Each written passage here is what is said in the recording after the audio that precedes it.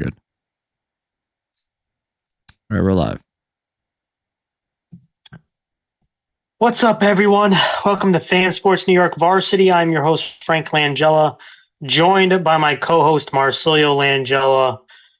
Mars, we have reached the pinnacle of Section 1 football, the Section 1 championship weekend.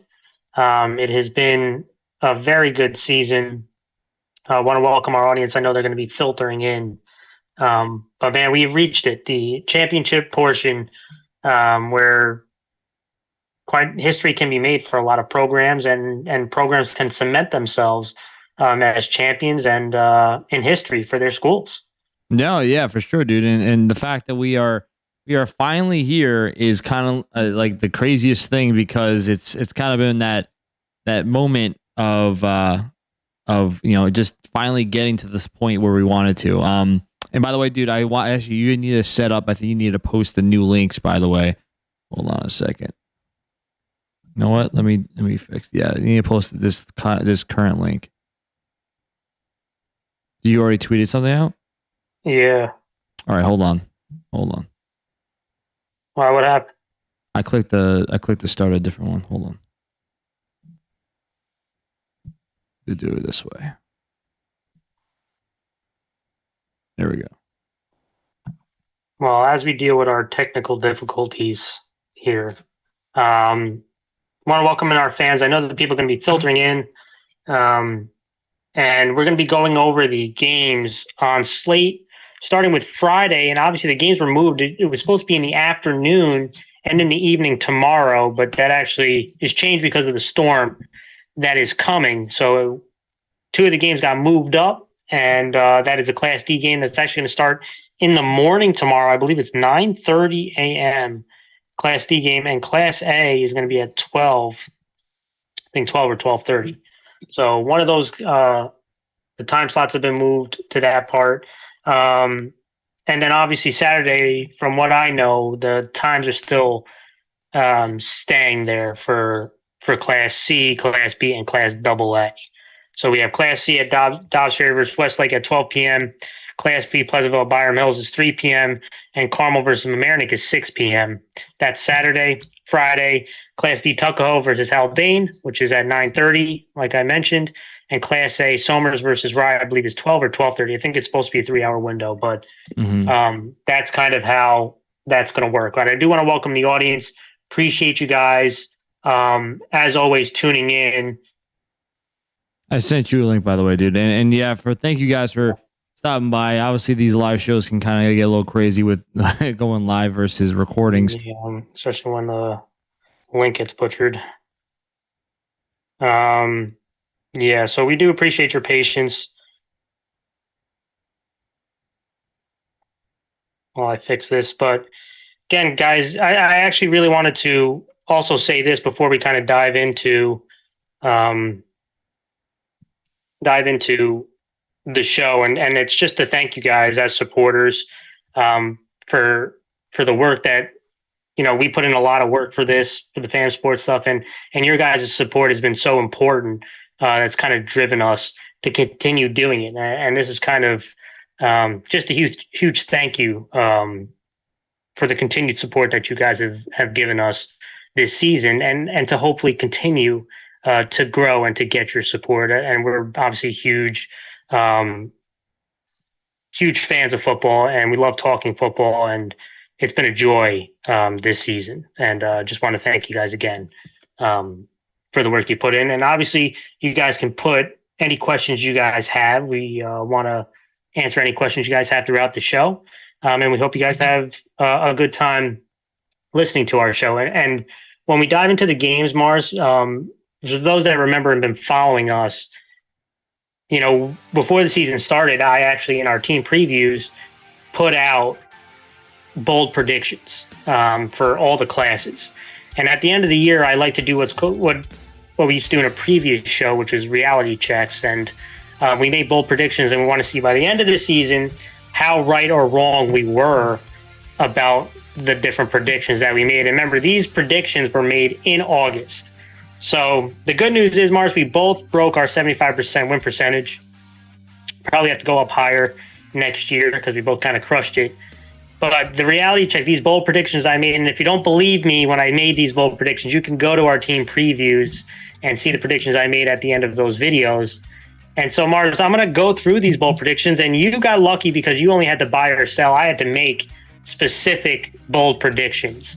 And let's run through them, Mars, and see how I did and how you did with them, all right? You ready for it? Yeah, I'm ready to roll, dude. Listen, if I get over 50%, which I think I did, I think it's been a success because these are bold predictions in August that I had to make for the end of the season. Let's start with the first one. I made a C prediction before the season started. I said Croton Harmon is going to win 4 or more games this season.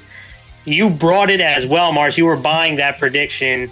Unfortunately, that one was a dud. So Croton Harmon went 2-6. So my prediction of 4 or more wins, that did not happen this time around. Mm-hmm. Another C prediction that I had a parlay prediction, and that was Albertus Magnus would be top 3 in points scored going into the postseason, and Blind Brook will make the playoffs.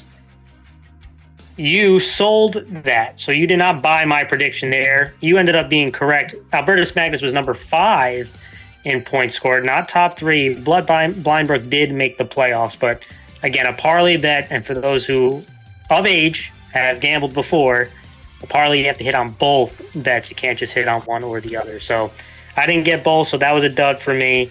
Not a great start. The next one I had on a C, Mars, I said Westlake, Dobbs Ferry, and Valhalla will make the Final Four this season. I was correct on that. You also brought that prediction, so we were both correct on that one. I had a Hudson Valley Football League prediction, which was Spring Valley and Walter Panis would be the number 1 seeds heading into the playoffs. I was incorrect on that one. It was Horace Greeley and Walter Panis that were the 2 number 1 seeds. So that was a kind of a dunce on that one. So not a great start. I think I'm 1-3 right now. But getting to the next one, I had Walter Panis winning the Hudson Valley Football League championship. That did occur. So that was a win right there for me. You sold it. You said Spring Valley was going to win and play Walter Panis. So you nailed the championship game, but you unfortunately did not nail the winner. I had a B prediction, Mars. Byram Hills will have the number 1 offense, and Pleasantville would have the number 1 defense in the regular season. I nailed that one, dude. Number 1 Byram Hills on offense and points scored, and Pleasantville with the number 1 defense going into I nailed on both of those. So that was a pretty big one. You also were buying it, so you actually got the win on that one as well. Another B prediction, I said the final 3 out of the final 4 teams will be last year's 4 final teams were Pleasantville, Nanuet, Byram Hills, and Ardsley. I said only 3 out of those 4 will make it, and that would be I said only 3 of those 4 would make it, and so that was incorrect. All 4 of them made it again, right? So Pleasantville, Nanuet, Byram Hills, and Ardsley all made the final 4. I said 3 out of the 4 would make it. All 4 did make it, so that was a dud for me. You actually said that they would all make it, so that was a big win for you, Marsh. You sold on that. Another B prediction, Bronxville will end the regular season in the top 4 in B. Bronxville, unfortunately, was number 6, not top 4, so that was a dud for me. Not a good. These predictions are not going well for me, man. This was a tough. What am I? 2 for 1, 2, 3, 4, 5. 2 and 5 right now. Not great, but I think it gets better for me. Pleasantville, another B prediction, will play Byram Hills in the section title game, Mars. And guess what is going on this weekend? It is Pleasantville versus Byram Hills. So that prediction I nailed. Double A prediction, I said Mamaroneck will have a top 2 offense in points and win a playoff game this season. And guess what, Mars? Mamaroneck was number 2 in offense, points scored in the regular season, and they won a playoff game. Obviously, they're in the section title game. So that was a big one for me. You sold on that, so I'm a big winner on that one. Oh, man. I think things get better for me. Another double A prediction, Mars. I had 2 teams that missed the playoff last year will make the playoffs this season in double A, and I said those 2 teams would be North Rockland and John J. East Fishkill. And both of them did make the playoffs, so that was a nice prediction that I made before the season. You brought it, Mars, so you also got that correctly. Another double A prediction. I named all the playoff teams. I said it would be New Rochelle, Mamaroneck, East Fishkill, Scarsdale, Arlington, Carmel, Suffern, and North Rockland. I did not get all of them right. So it was 7 out of the 8. Mount Vernon is the team that snuck in and kicked out Suffern. So, hey, man, this is bold prediction. Yeah, I had to name close. all 8, and I got 7. So I still take the L on that one. You actually sold, Mars. You sold on that bet. Even though you didn't have to name all 8 of yours, but you still sold and did not buy. So I guess you get the win there. In Double A, I said 3 out of the 4 finalists in Double A will be Arlington, Carmel, Suffern, and North Rockland. I said 3 out of the 4, and that was correct. You had Arlington, Carmel, and North Rockland in the semifinals. 3 out of those 4 teams.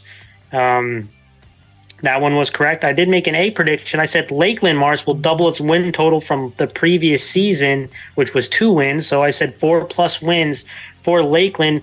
They ended the season 4-5, Mars, so they got the 4 wins. So congratulations to Lakeland, and that was a nice little prediction that we had there. You brought that as well. I had an A playoff prediction parlay, so it was a 2-parter that I had to hit.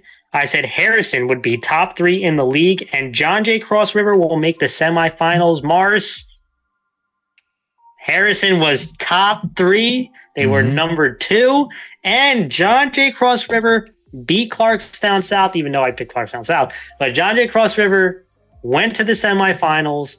Huge prediction hit on that one. I wanted to pat myself on the back. That was a good one. That was a good one. That was a good prediction.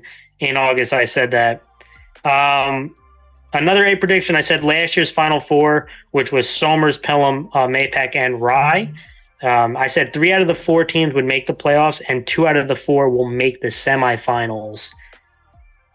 All 4 made the playoffs, so that was a wrong one, but 2 out of the 4 did make the semifinals in Somers and Rye. So did not get both right. Again, it was a parlay. I had to get both right, so that's an L for me. You sold on that, so you were right. And then finally, I said Somers versus Clarkstown South in the title game. That obviously did not happen. It's Somers versus Rye. That's an L for me. Mars, you said Somers would play John Jay Cross River, so technically you weren't right either. So yeah, I was closer. I was closer at least. We both take the L on that. And at the end of the day, I think I went 9-8 on my bold predictions. So happy that I got just over slightly, 500. yeah, just slightly over 500. Yeah, you went 11-6. So pretty good buying and selling from you, but 9-8. You know what? I'll take it. Bold predictions in August. I'll take 9-8. That's really not that bad at all. No, for really bold takes that you really only on prior knowledge, and you don't really know necessarily who's playing at that point. And then I mean, granted, you have your information from the coaches you talk to, but other than that, you don't know about injuries. You don't know about any of those things that can happen throughout the season. So they're bold takes for a reason. And like you said, you got above 50. I mean, I was only buying and selling, so I can kind of say, yeah, I do agree with that, or I don't. I did. And I gotta say, what was 11-6 in my predictions? You did pretty good. You did pretty good buying and selling my takes.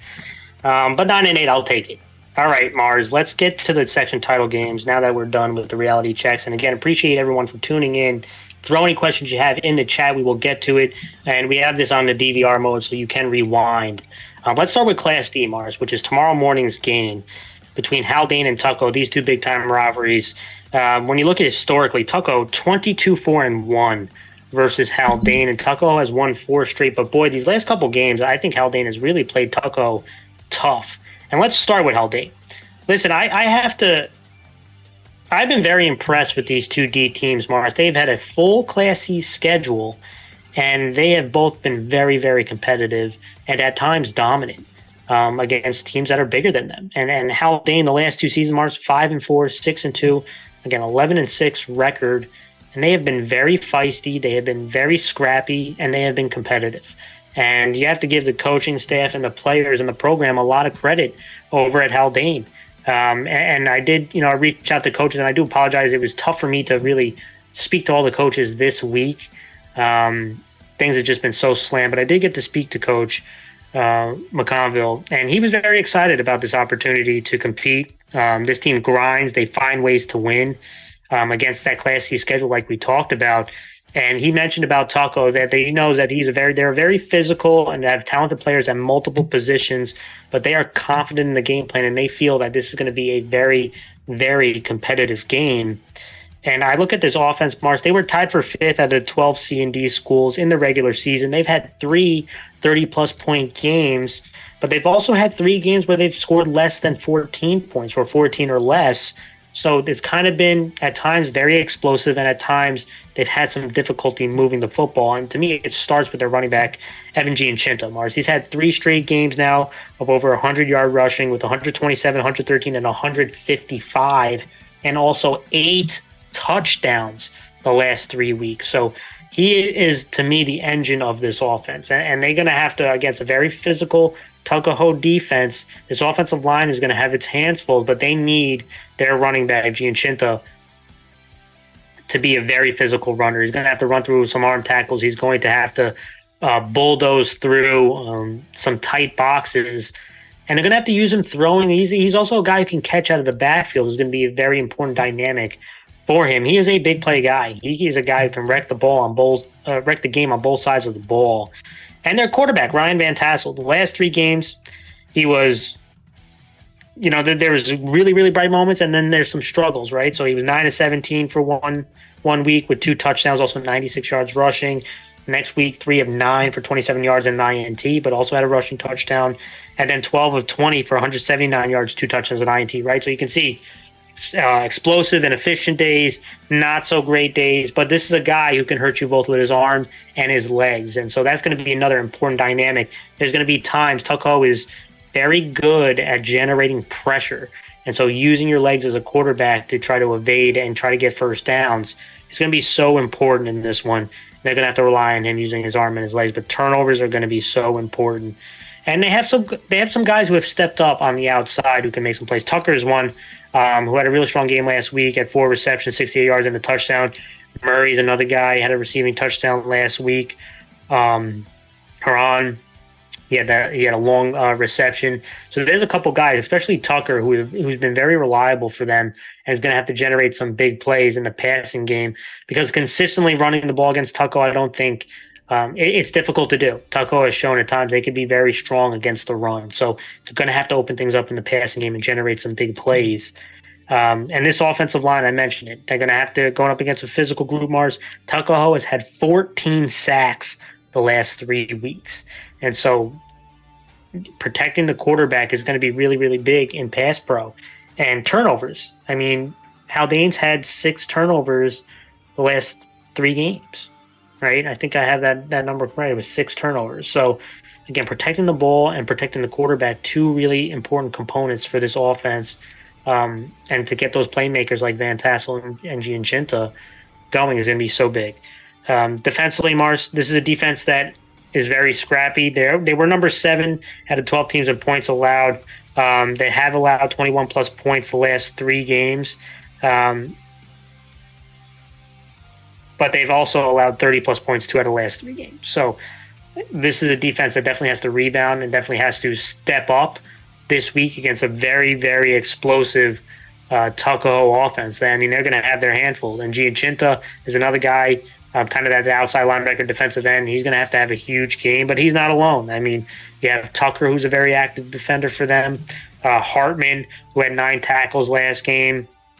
Mason, Rucker, Stubberfield. These are all guys who have been very active for their teams, for this defense, for this unit. They're really going to have to step up against an offense that can beat you both running and passing the football. Stopping big plays is going to be so important. They have to force Tucko to grind drives out. They can't allow these big dynamic plays that Tucko is very capable of doing, Mars.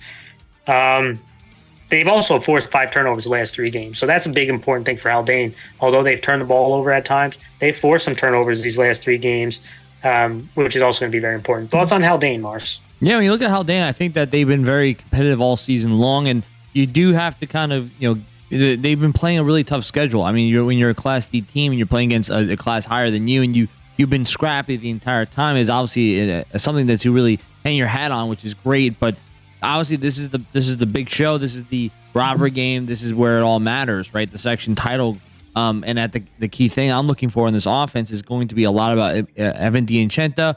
He's going to have to be the main cog of this offense, and he's going to have to be explosive. I think the offensive line is going to have the most difficult time because you're playing against a very good front that Tuckahoe has, and they have to play well, right? They have to open up some lanes for those skilled players, and they're, the key thing is that really just trying to be efficient on offense. This offensive line is gonna carry you places, right? If they play well in this game against a great Tuckahoe front, then I think they can have some movement of the ball, right? Because obviously Tuckahoe can show you that they can get after the quarterback, right? 14 sacks all season long. They are really a machine. Last 3 weeks, sorry, and they've been basically just forcing the turnovers nonstop, and it feels like they have been having such an easy path to quarterback. So if the offensive line can create lanes for these skill players like Evan D'Anchenta, then I think that they're going to have an ability to move the ball because they need to be. All right, you need to be able to score points against this Tuckahoe defense because you need to try to at least condense and slow down what Tuckahoe can do on the offensive end because they have been explosive all season long, right? And I think at the end of the day, Haldane needs to be the bend but don't break type of defense. You can allow for some movement, but you have to play tough in the red zone. Having to really grind to get those touchdowns. No big plays. You have to grind out the game and try to get your offense back on the field. Yeah, and it's going to be tough moving to Tuckahoe. I mean, they have been really dominant this season, especially on the offensive side of the ball, and they've had very bright moments defensively, like I mentioned, have the ability to get after the quarterback and force turnovers. But, man, this offense, Mars, number one offense out of the C&D schools heading into the postseason, and they've scored over 30 points every game this season. And this offense really can beat you multiple ways, right? I mean, they can beat you running the football, they can beat you throwing the football. And they've had 4 games, Mars, where they've rushed for over 200 yards, and they've had 4 games where they've had over 200 yards passing. So a very dynamic offense, and it starts at the quarterback spot with Annunziata, who's completed 70% of his passes this season with 20 touchdowns and 3 INTs. Very efficient throwing the football, but he also has over 400 yards rushing and 10 rushing touchdowns, Mars. I mean, he has been so dynamic this season, both with his arm and his legs, and without question, he is up there for most valuable player out of the C&D players this season. Just been so dynamic for his offense, and this offense is how he's thrown touchdown passes to 7 receivers, Mars. So he has spread the wealth to a lot of different guys, and they have weapons. I mean, it starts obviously with John Banky, who he has 9 touchdown receptions this year, an absolute dominating force. Both he can come in line and be a blocker at the tight end spot, but also you can send him out wide and create some matchups. This is a guy who can high point the ball and has good body control, but he's not alone. I mean, Connor Banky is another, Matarazzo, Liberati. These are all wide receivers who have made plays for this group this season, and their running back Smith, right? We talked about the passing game, talked about Nunziata running, but him running the ball, Mars, he's had over 700 yards rushing this year, 8 rushing touchdowns. They have guys who can make big plays for you, but it all comes down to this offensive line. They had to replace some seniors, and boy, this group has stepped up, Mars, and has allowed this offense to be dynamic, both in the run game and in pass pro, and it's kind of all clicked and come together. This offense has put up some major points and has moved the ball very efficiently. Defensively, I mean, this was the number 2 defense out of the C&D schools. I mentioned 5 games of 14 or less points, and this is a group that can really get after the quarterback. I mentioned the last 3 weeks they had 14 sacks. They can also do a pretty good job of forcing turnovers. And one guy to really keep an eye on is the guy in the back end, Colachicho, and I apologize for butchering his name, but 51 tackles. He leads the team in INTs. He's had 3 INTs. This is a guy who's the backup quarterback and also, a very big playmaker for them in the back end on defense. He also has a fumble recovery this year. Connor Banky's another guy who's very active. He's had multiple INTs, I think 2 INTs and 57 tackles. So another very active defender for them. But they got guys like Kurglio has 3 sacks, Bartolini, who's got 5 sacks this year, Banky, who's got 6 sacks. We know Smith is another very active defender. The big thing for this defense is, again, slowing down Gianchinta and getting Ryan Van Tassel under pressure, because that's when the turnovers come. I mentioned how Dana's turned the ball over at times this year, And that's what they want to prey on. If they can force pressures, if they can get in second and third and long, Mars, that's when Tucko can kind of feast on the defensive side of the ball. Offensively, for Tucko against Haldane, it's pretty simple. Play your game, right? I mean, if they're giving you loaded boxes, you're going to have to pass the ball. You're going to have to get on the edge. And if they're not, then you can run the ball with Smith and Annunziata on quarterback run. So this is an offense that can move around, but defensively, they got to get after the quarterback, because that's when they can get after sacks, right? They have a lot of sacks this season. Thoughts on Tucko, Mars? Yeah, Tucko, when you're looking at one being as explosive as they are, they're the top level offense in C&D altogether. And I think that's been probably the most impressive I've seen all season long. Because a lot of people, when you look at a class that's smaller, a lot of times people always kind of see these smaller schools not being able to compete with a class above them, right? And Tucko did that in stride. Their offense was the top level, and they were dominant. And I think that they have a very very dynamic style of offense where they can beat you in the pass and the run. But you have to give a lot of credit to Annunziata. He's been very efficient all season long, 20-plus touchdowns, throwing the ball, and only 3 picks total. I mean, he's very efficient for a high school quarterback, and he's just been able to throw it anywhere across the field. And he ain't really throwing any dumb passes, any young kid passes that are trying to force things where they shouldn't be forced. He's been very efficient all season long, but I really have to applaud a lot of the offensive line. I mean, they've been dominant all season long, and they have to do that again this week. Because if they do that, you have a lot of skilled guys that can make big plays, and I can guarantee you Annunziata is going to make some plays too if you give him some time. Defensively, I think I'm impressed with the way this front seven plays, but the secondary has been doing very well. I think the fact is that the secondary and D front kind of work entwined, right? I think the fact that the secondary is playing well, it gives the defensive front time to try to make a play on the quarterback, and they have to kind of do that here. They need to get some pass rush going. They need to force a turnover, get their high-powered offense back on the field. And I can guarantee you they can score points the more chances they get. I think that's going to be the key thing for their defense to do here. Yeah, absolutely. And let's talk now keys to the game, Mars. And my big key is turnovers, right? Haldane's defense has forced turnovers over the last few weeks, but they've also turned the ball over. And turning the ball over against Tucko is going to spell bad news, right? Giving that high-powered offense extra possessions is going to be really bad news for Haldane if that occurs. So winning the turnover battle is going to be so important for Haldane to pull off the upset. And for Tucko, I feel this offense can really click this game unless they turn the ball over. So it's going to be, turnovers are going to be so important like they are in any other game. But to me, that is one of my big keys. And my second one is big plays. Big plays are going to be huge. I think Haldane really needs to hit on a couple big ones, especially in the passing game, to kind of create a spark and momentum throughout this game. So to me, big plays are going to be a huge one. I know Haldane, we talked about it, needs to stop and slow down big plays from Tucko. Don't allow some of these big pass plays. And what really hurts is the off-platform plays that Annunziata does, right? Where the original play is not there, he's going to break the pocket. He's going to find people downfield. Those are backbreaking. I showed a video a couple weeks ago about Tucko, and some of those backbreaking plays are the off-platform plays that Annunziata creates, Mars.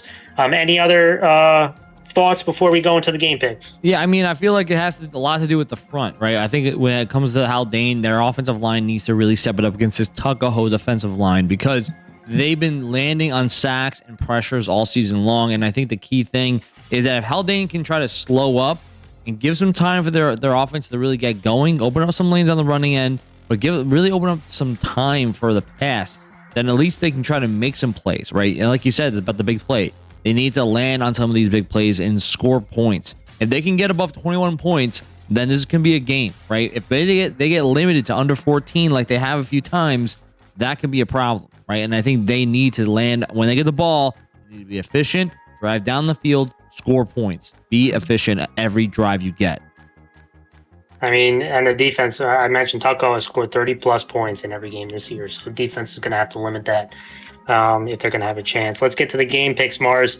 Again, I think this is going to be a competitive game. It feels like these last few times, Haldane versus Tucko has been very, very competitive. And I think it happens again this time around. I think Haldane is a scrappy group. These coaches and kids deserve a lot of credit. But I am going to go with Tucko because I just think Tucko has been so dominant. They have been playing good complementary football. They have played really strong. And this offense, to me, I haven't seen enough signs of people being able to slow down this offense. Sometimes when you take one thing away, Tucko has shown the ability to do something else that generates big plays. So if you try to take away the pass, they'll run the ball. If you try to take away the run, they'll hit some big pass plays. I think it's just a little bit too much. I think Tucko wins this game, Mars. Yeah, I'm going to agree. I think Tucko is going to win. I think their defense has been very efficient in just getting turnovers.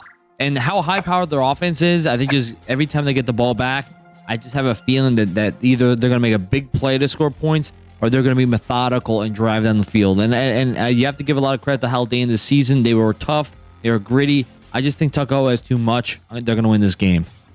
Yeah. And again, I want to welcome, I know, more and more fans coming into the stream, and we appreciate you guys. We just finished Class D. If you missed anything, you can rewind this and go back. But please make sure guys joining to give a thumbs up and subscribe to our channel. It really does help us out, especially for future content. We're now going to be moving to Class A. The second game for tomorrow, again, has been moved. I think it's at 12 or 12:30. I don't know exactly. I think it's supposed to be 3-hour windows, but it might be 12 o'clock tomorrow. And that is the Class A game of Somers at 9-0 versus 9-1 Rye. And this is a rematch of last year's section title game and state semis. So these two teams are obviously very familiar with each other. And I thought last year, Mars, I mean, both games were very close. It was a 14-7 game and a 26-23 game that Somers both won. Somers is 7-5 versus Rye, but those two games are the difference right now from last year. I mean, these two teams have been very competitive with each other and gone back and forth. And let's start with Somers, Mars. Boy, it's been some run the last couple of years for Somers. And last week, they won 39-7 versus Harrison. And I got to tell you, the last 5-ish weeks from the regular season and the playoffs, Somers has been absolutely dominant. I think they've been really dominant. They have been progressing. They've been playing strong football on offense and defense.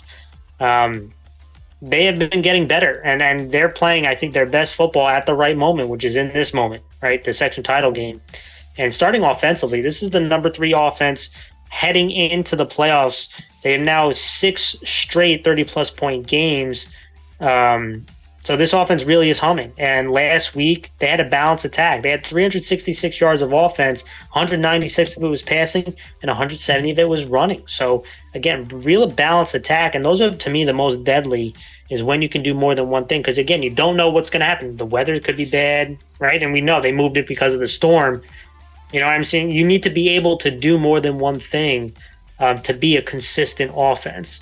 And so the ability to pass and run the ball is obviously extremely important. And obviously is led by their quarterback in Fitzsimons. He was 6 of 6 last week. Mars perfect passer rating, 196 yards and 3 touchdowns. He has had a very, very strong year. We've talked about this now multiple weeks. Just been awesome.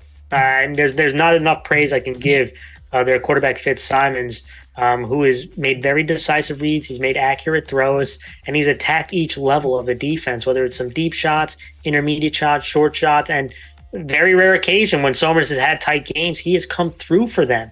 And so this is someone you can really rely on when things are down to make plays for you. And so, he's been so huge for them. Savino had a really strong game last week, and that's going to be really important. They need that running back who can run downhill and run through contact. He had 90 yards rushing and 2 touchdowns, and he ran hard, which is what you want. You need someone who can do that for you, get some of the dirty yards, and Savino did that. And Ravi Das, very explosive player for them. Another big play.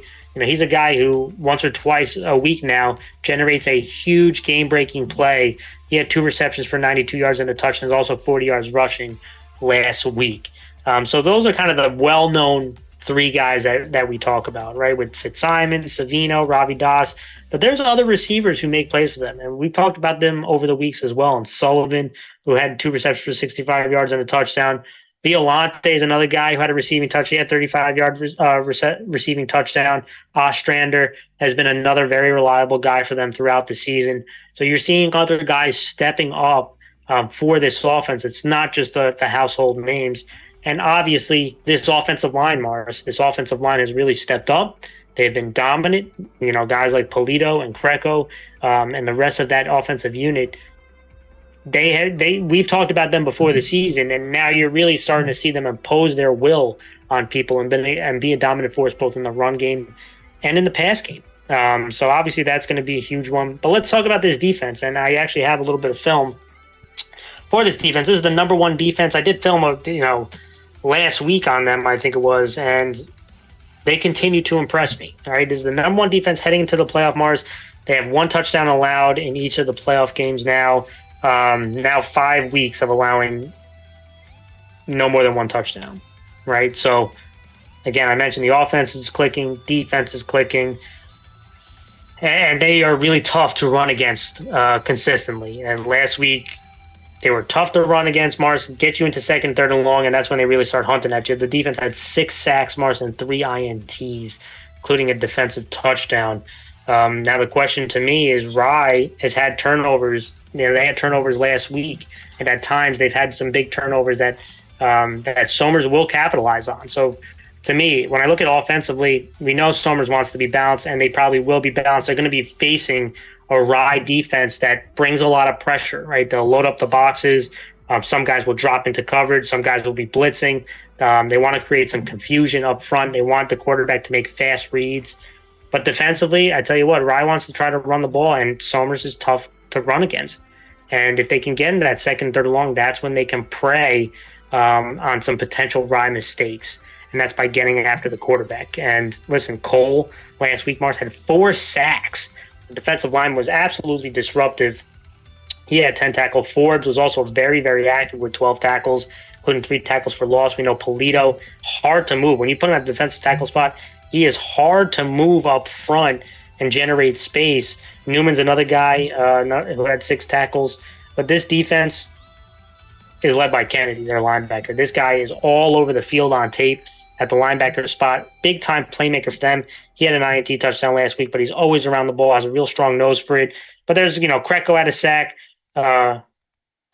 Giafite had a sack. And then I mentioned the INTs. Iglesias had an INT. Violante had an INT. I mean, this defense has a bunch of guys who – and Somers is going to be very aggressive. If they can rush with 4 and they can drop 7, that's when things get really ugly for you, because it's hard to fit the ball in some of these tight windows. And if those front 4 can get after the quarterback, it's tough to pass the ball. Now, they'll also bring pressure and go into man coverage at times. And so, they bank that they're gonna get home and that their man coverage will hold up enough. So Somers is going to be aggressive. That's what their style is defensively, and it's been a style that has worked for them now multiple years, including this year. Mars, thoughts on Somers before I go do a little tape? Yeah, I mean, Somers has been dominant all season long. I mean, the fact is their offense has just been scoring points after points with 6 straight games of 30-plus points per game, 366 yards of offense in the last game. And like you said, they are dynamic enough that they could do both, just run the ball and pass the ball. And you got to give a lot of credit to a bunch of these skill guys like Fitzsimons and Savino and Robbie Doss. I mean, we all know Polito as being a top-level offensive lineman. Obviously, the way he's played all in the offseason last year and this year. Everyone knows that this Somers team has a lot of skilled guys on it. And they've all been, like you said, they've been clicking at the right time, just in the nick of playoffs in the title. So now this is kind of probably the most dangerous Somers team you could face when they are all clicking right at the right time. And defensively, they are just as dangerous because they can send a lot of heat, or they can just play. They can play most guys in the secondary and just say, "Hey, we have a great front 4 guys that can make the plays that we need them to," and they land on it, right? And I think that's the scariest thing. Is like usually when a team sends a lot of heat, you can try to beat them, and I guess catch them in man coverage or cover 0. But if they can land, or their secondary guys can play tough in that cover 0 and really force you to make a mistake, that's even tougher to compete against. So Somers has a lot of things that they do well, and it's hard to find the things that they don't do well, right? And I think that's going to be kind of a really difficult task for Rye to pick apart how you get through this defense, especially when you're mainly a running team, like you said, and Somers, their probably best attribute is stopping the run on the defensive end. So it's going to be interesting. We'll see what they do here, but I think Somers has a loaded team on offense and defensive end. But yeah, like I said, defensively, they're just scary. Yeah, and I want to show a couple clips about Somers. I actually showed them a couple, I think it was last week or 2 weeks ago, this defense. And, I'm going to share my screen. Let me know if I can. Yeah, let me do that for you right now. Yeah, you're good. Let me just share this and kind of talk about Somers and have a couple clips from last week. And again, they continue to show the ability to stop the run. And if you come out with heavy looks, and we know Rye will at times come with some heavy looks with tight ends, with fullbacks. When Somers gives you some of their heavy fronts, right, which is 5 guys on the line of scrimmage with 2 backers, you got 7 guys in the box.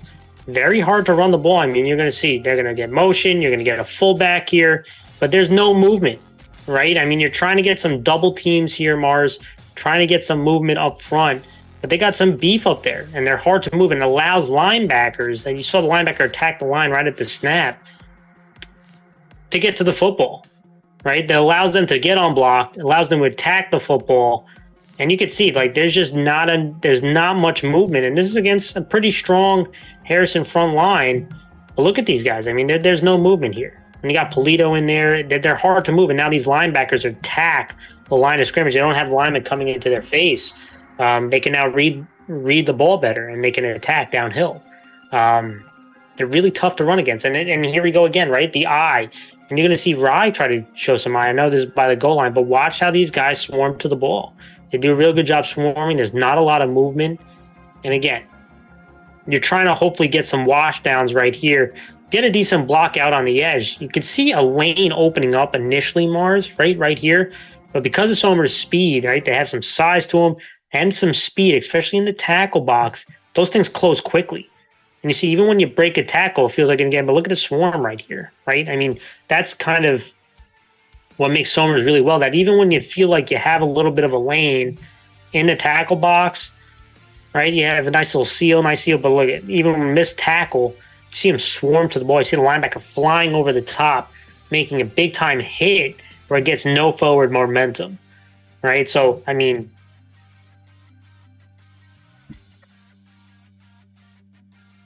I think I just froze real quick. Can you hear me? Yeah, you're good. All right, cool. So then after stopping the run, right, they get you in 2nd long, 3rd and long. Now it's time to pass the ball, right? You got to try to generate plays. You can see they go into the spread. You'll see Rye do some of the spread concepts as well, especially out of trips. And you can see Somers at times, they will pressure, and at times they'll just send 4. And I like the communication here. You can see them communicating to each other. Look at them taking away the first couple of reads right here. First one was that underneath drag. Second one was that deep drag. Linebacker gets good depth on his drop. Safety's going to start moving up. And even then on the outside of the third one, right, you can see each one of the first reads are taken away, which forces the quarterback. He's got to hold onto the ball a little longer than he wanted to. You can see him. He's going to hold onto the ball. Now look at the D-line attack. Right, and this man, Cole, was a wrecking ball last week. So, this was a guy who was all over the field. He had 4 sacks. There's one of them that I just showed. And again, so now you can't run the ball. You're taking away your first reads. Now the quarterback's starting to feel pressure. So Mars, what is he going to do? Now he's going to force things, right? So here we go. We got trips again to the right. Again, pressure's starting to come. He's already making a decision right here. Right? They want to try to throw it over the middle, past this linebacker. And this is Kennedy right here that has a good drop. He reads the quarterback's eyes. He doesn't, the pressure gets to the quarterbacks. When you're constantly getting hit, you feel like you got to get the ball out early. But again, it's a little too early. Linebacker reads it. He's going to undercut it. He doesn't throw it to the deeper, drag across the field. Pick 6. And that's what pressure can do to you. When you stop the run, where you're not getting ahead of the chains, now you get into uncomfortable situations. And when the pressure's coming at you, now quarterback's processing goes faster, can't hold the ball long enough, forces it, and it's a pick. This Somers defense is a big problem. It's a big problem for Rye. And Mars, let's move now to Rye. And listen, I got to say, we know Rye is a prominent program, right? They have been competitive for multiple years. But I got to tell you, I think this is one of the better jobs the coaching staff has done over there. They lost so many players from their team last season. And, to a very minor hiccup in their loss versus Harrison, this team was able to kind of morph itself into different offenses throughout the season without much of a hiccup, right? And to make it to this game, on a offensive scheme that went from passing the ball a lot early to the season to running the ball more. And defensively, they played really strong. So to me, the kids and the coaching staff deserve a lot of credit for Rye. And last week they won versus John Jay Cross River 31-21 on an offense against Cross River that was absolutely on fire coming into the game. And last week they were up 10-0. Cross River really came roaring back to, kind of took the lead. Was it 21-17, and they scored the final 14 points in the fourth quarter to win that game. And let's start with the offense. I mentioned that they've kind of changed throughout the season, but last week they had to rely on their pass attack to generate some big pass plays, and they were able to connect on it.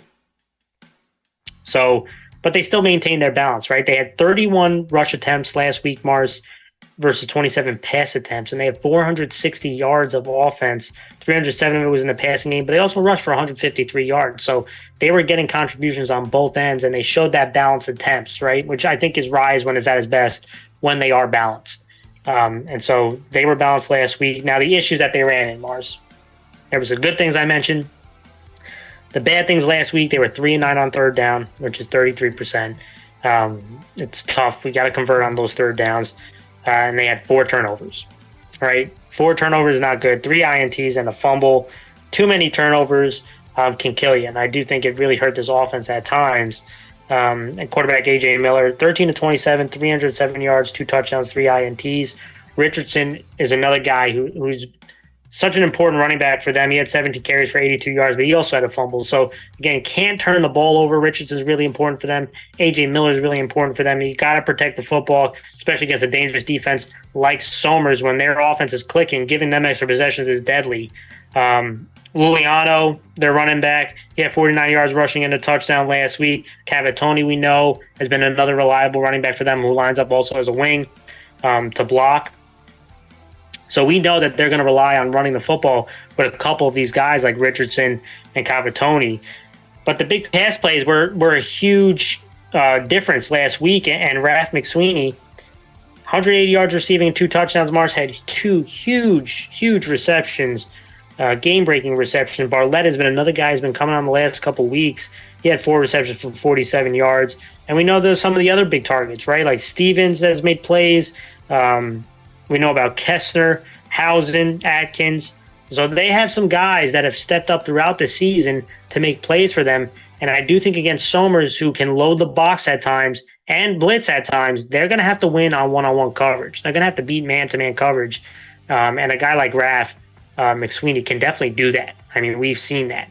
But this offensive line, Mars. I mean, if Rye's going to win, I know you're a big O-line, you're a big trenches guy. This offensive line with guys like Myers and O'Byrne and Luliano, they're going to have to play big for Rye.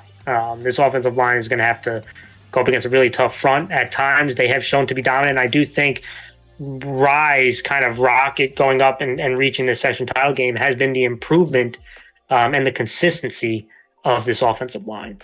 Thoughts on Rye's offense, Mars? I actually have a video on them as well. Yeah, I mean, when I look at the offense, I think they've been very efficient all season long, and they also have the ability to do multiple things like we kind of mentioned with Somers. And I think that kind of has been getting better as the season goes on, because you have to remember, they have a lot of young guys kind of stepping into bigger roles, and they've been producing, very well. I think the key thing is, like, you have to think about guys like A.J. Miller. I've been touting his ability all season long, and I think he's just getting better and better as this, as we get into the playoffs and the section title, obviously. But there are some issues that you do need to recognize. Like you said, the third down conversions need to be a lot better. They need to be better at not giving up turnovers. Because if you're playing against a Somers team that has a very powerful offense that can score at will at times, you need to limit the turnovers. That you need to have long drives and come away with points, whether it's field goals or touchdowns. You need to get points in against Somers. And I think the fact is, Rye has a lot of skill guys that can make big plays. But the offensive line is going to be the ones that drive this game. I think they're going to be the engine of this team, and how well they play will kind of dictate how this offense plays, and really against this really strong Somers defense. Yeah, I agree. And let me show my Rye offense clip before we get to their defense.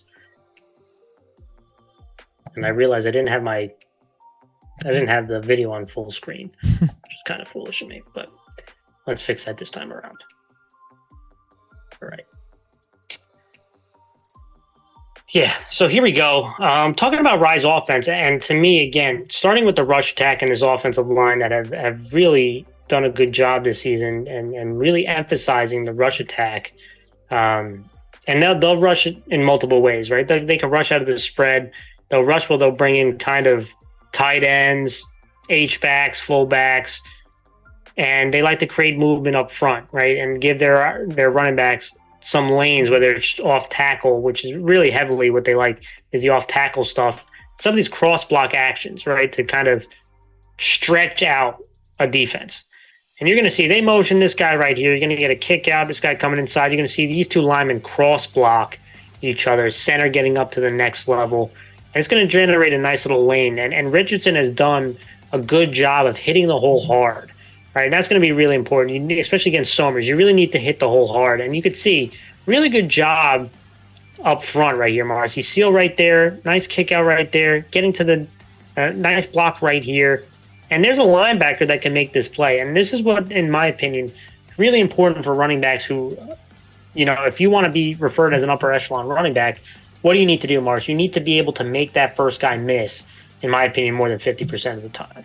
Right, you got to be able to make a guy miss in the hole in tight situations, and this is an example of doing that. Right, you get some good blocks here, but there's a guy on the play side who can make a play on this, right? And you might only get 2 or 3 yards if you don't make it happen, but if you do make it miss, now look at that explosion right there, right? And that's the difference. He makes that first guy miss, you see the explosion, and now finishing the play with a long touchdown. But it starts with blocking up front and blocking from these other backs, right?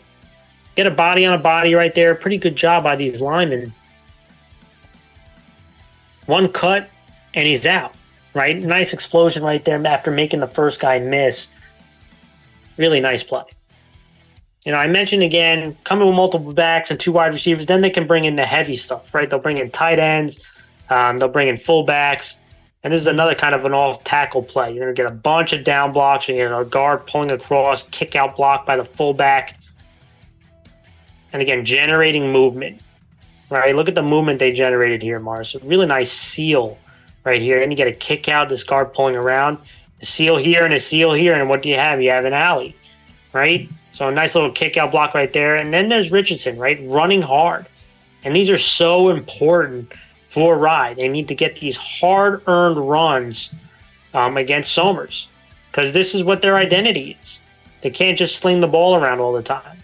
Right? But if they can get some movement, a body on a body here, generating some lanes, and Richardson needs to just run real hard like he's been doing, like we've seen it on tape, right? Because if you can run, then what Ride does is they can get you out to the spread, and they can win some matchups against you, right? And you can see 20 personnel with 2 receivers here, 1 receiver backside. And they're going to target this 2 receiver side. You're going to see a deep in and a post. And they're really looking at this safety right here. If he jumps the in, they're going to throw it to the post here. If he stays up top, he's going to be looking for this in, but he can't wait that long, right, because of this middle safety. And so let's watch the read here. It all starts, obviously, with good protection up front. Look at the protection there. Safety jumped up, Mars. Means you got to go over the top. Strong delivery on that. Getting it out in front, and that's Raff right there who can make these kind of plays. He can beat that coverage. If you're going to get a one-on-one coverage right there, the safety comes up. He can win those. He can absolutely win those. So again, watch the safety jump for that in, which leaves that post. Strong delivery by the quarterback. Really nice play. Generates that long touchdown pass. Let's go to the final one that I have. And again, another pass play. This time it's trips. And again, they're on the right hash, but because of their ability to run, you can see a lot of guys by the line of scrimmage. Look at how wide the number 1 receiver is. Look how wide this corner is on the numbers, High safety. What you're going to see here, they're going to have an out and up, a post, and this guy's going to go down pretty much like a go pattern. But he's going to get an inside leverage, and he's going to go straight down the field. And again, leveraging the safety. Once this out comes, this guy goes out there, it's going to be one-on-one with this corner. And they trust this guy right here. Right, you can see. quarterback's looking in this direction. Look at the safety's hips turning towards this in-breaking route, which means I'm going to throw this go pattern. And this is a long throw. Again, he's throwing it from what is the 14 or 15? And watch this bomb, right? There's not a lot of separation here. He trusts his receiver to win this one-on-one matchup. And look at this bomb. I mean, that's a bucket. Drop right in the bucket right there. Another giant pass play. And Rye's going to have to hit on some of these. If Somers is going to be aggressive, they're going to attack the line of scrimmage. You're going to have to hit one of these or a couple of these one-on-one matchups. And they have the guys who could do it. So, interested about that aspect, Mars. But defensively, let's talk about defensively with Rye. This is the number 3 defense coming into the playoffs out of the 15A schools. And I thought this has been their most consistent unit all season long. And last week, outside of that third quarter where Cross River was just hitting some deep bombs, they scored 21 points, Mars. I thought they had a really strong game. They only gave up 260 yards versus Cross River and also less than 100 yards rushing. So this defense actually played, I thought, pretty well. They had a fumble recovery last week on special teams. And they have multiple guys who have made plays for them throughout the season. And this is a very aggressive defense. They like to bring a lot of guys to show on the line of scrimmage and bring different stunts, bring different guys off the edge. They don't want your quarterback to be able to sit in the pocket and throw the ball, and they can't, right? They can't let Fitzsimons do that. But they got to get home, right? And I do think they do need to mix it up a little bit. You can't just blitz the heck out of them, because I do think Fitzsimons, he's shown the ability that he can read where it's coming from. He can get the ball out of his hands, and at times he can hit some of those big one-on-ones. If they put Ravi Das out on the edge over there, can your secondary hold up for the blitz to make a play is going to be the big question, because he has that speed that he can break that press coverage or that man coverage. So really interested to see how Rye attacks Somers. Obviously, it starts with stopping the run. This defensive line has to hold up enough against this offensive line of Somers to really dictate things. And we know about guys like Guazo, who's been very, very active for them this season. He had a sack last week. We know Sirac, another defensive lineman who is a very explosive defensive lineman, he's a guy who can get after the quarterback even with only rushing 4. They have some guys who can do that. Kesner is another guy. Ben Poole, another very active defender for this team. We know Rath as a DB, very strong corner for them. He's going to be a guy that, at times had to play man coverage last year in pivotal moments versus Somers. They might have relied on him again this time around. We know Griffiths is another guy who can make big plays for them, also the kicker. Turlu is another guy who at times has made huge plays for this and made big plays for this defense. This is a defense that, again, doesn't have like one star. It has multiple guys who can make plays for you at each level, and that's why this unit's pretty strong. They have some players at the D-line, players at the linebacker spot, and guys in the secondary. And to me, limiting Somers out on the edge is going to be really important. But Somers has been doing such a good job of running downhill lately that they're going to test Rye if they can hold up front physically versus this offensive line. So really, really intriguing, Mars. What are your thoughts on Rye? Yeah, I think Rye has been very consistent on the defensive end, and I think that they have a lot of guys who can make big plays for you on the defense, and I think it has a lot to do with how they're going to try to match up against this very good Somers offense. I think, like you said, they're going to probably test them on the run to see whether or not Rye can really hold up at all. But I think that when it gets down to the second and third down scenarios, whether it's second and long or even 3rd and 7 or something like that, they're going to need to really step it up. They're going to have to either mix in some zone coverages or send the heat and try to really prioritize or really bank on their secondary to make the big play for them, because Rye shows you a lot of misdirection, right? They show you a lot of different looks, whether it's showing you some stunts and then backing out or other way around. Like they do a lot of interesting things when it comes to setting the heat, and whether or not they hide it well or they don't. I think the key thing is you're going to have to show a lot of different options so that you try to get Fitzsimons to try to think a little too much. And then when you are on the pass rush, you're going to have to land on it, right? That's going to be the key thing, because you need to get Somers' offense into these 3rd and long scenarios, and then you just got to play tough defense to stop them from getting any sort of conversion, because they have the ability to be extremely efficient and score a lot of points. And if they if they start testing you on the run and start running you over, it could be really tough sledding for Rye. Yeah, a couple keys, Mars. I think the big one is special teams. Special teams is such a big one. Obviously, two teams with good kickers. We know about Savino kicking, punting.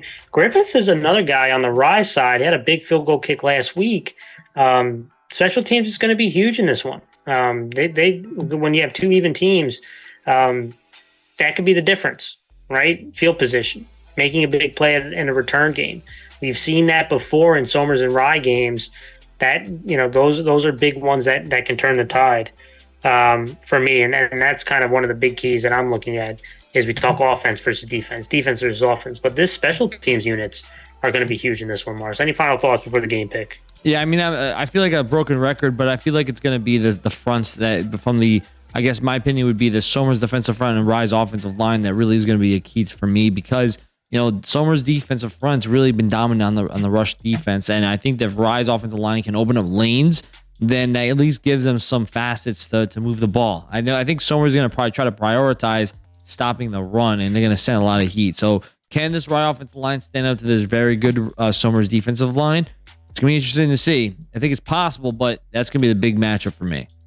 Let's get to the game pick, Mars. And I think this is a tough one. Rye and Somers have been very competitive with each other.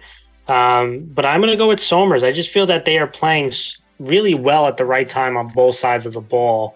Have a lot of respect for Rye. I do think the coach is going to put together a really good game plan. And some of these young players have really grown up really ahead of schedule. And what I really like about Rye is their ability to compete up front. And I do think that is what's going to give them a chance in this one. But I just feel Somers is playing at a very high level at the right time on both sides of the football. And if this defense is forcing turnovers, I think it's going to spell bad news for Rye. And that's why I'm going to go with Somers. Yeah, this is definitely a tough game because Rye Somers games become basically rivalries at this point, and I feel like it's always been pretty close for the most part. And I think that when I was looking at Rye, it really depends on how this defense is going to be against the Somers offense. And I think the one thing I'm a little fearful of from the Rye perspective is can you really stop this rush offense that Somers has really been developing? And I think I'm going to go with Somers because of the fact that they have multiple ways to score, which is great, but it's really their defense that I think is really stepping it up big time. And now they're going to try to limit a young group of skill players from doing what they need to do to win the game. And obviously AJ Miller is a great player, but I also think this defensive line from Somers is going to have the advantage. I'm going to go with Somers here. All right, Mars, let's go to the Saturday games. And again, I appreciate our fans for tuning into the live stream. Please make sure to give that thumbs up and subscribe if you haven't already. And also throw in any comments you have in the comment section, whether they're questions, whether opinions on who you think is going to win these games. We just completed D and A, and now we're going to go to Class C, which is Dobbs Ferry 8-1 versus Westlake, which is 7-2. And this is a rematch for the game they had on September 30th, where Dobbs Ferry won 15-13, a very close game between the two. I think it came down to, from what I remember, a field goal. But let's start with Dobbs Ferry. Last week, they won 45-20 versus their rival, Valhalla. And Dobbs Ferry, Mars, they really are the class of C. I mean, this is a program that, even when you add new teams over to C, feels like Dobbs Ferry is always in the mix, right? They're always there, and here they come back returning, which is, again, a really good accomplishment for Dobbs Ferry. And let's start offensively. Listen, this is the number 3 offense out of the 12 teams in points scored coming into the playoffs, and I'm expecting to see a heavy dose of Brian Dan. He had 87 yards and 3 touchdowns last week, both leading the way as a runner, downhill runner to try to wear down a defense, but also as a blocker. And I mentioned he's had a very, very strong season. Also receiving the ball out of the backfield. I mean, to me, he's a very well-rounded fullback for this team. He also plays defense, which we'll talk about. But, I think he is going to be such a strong catalyst for this offense, both running and blocking. And Brandon Holman, who has just been super dynamic. He had 85 yards and a touchdown, also 69 yards receiving and a touchdown last week. This is a guy who you want to get out on the edge because he has that speed and elusiveness. And also, he made a couple big plays off of play-action encounters the last time Dobbs Ferry played Westlake. So look for them to try to utilize that again this time around. But I think the biggest X factor in this one, Mars, is their quarterback, Kevin Hartnett. He was 7-7 for 133 yards and a touchdown, also 61 yards rushing and 2 touchdowns last week. he is someone who has been improving. And I think, we know about Dan, we know about Holman, but if Hartnett can really make some plays and smart decisions and be efficient. I mean, 7 of 7 last week. I don't anticipate that again this week, but to be efficient on some of the play action pass is going to be so important in this game, because that's how they hit some big plays against Westlake last time off a play action that they were able to convert on. So I think that's going to be so big for this offense. And this offensive line, they have some good size to them. They're scrappy. They use their movement pretty well. You see a lot of down blocks and pulls. This offensive line is going to have to, again, block a defensive unit that has a lot of speed to it in Westlake. So interested to see this rematch, Mars. I always say it's hard to beat a team twice in one season. This is going to be a real interesting one, but we know at Dobbs Ferry they want to run the football, get out on the edge, and then play action off of it. And that is their identity. They can control the ball, control the time of possession, is going to be really important. And that's what I'm anticipating. A lot of Brian Dan, a lot of counters and outside runs with Holman, and the play action pass. I think that's the formula this time around. Defensively, Mars, this is the number 3 defense, again, out of the 12 schools coming into the playoffs, out of the C&D schools. And I thought the defense did a good job of limiting the run game the last time they played Westlake.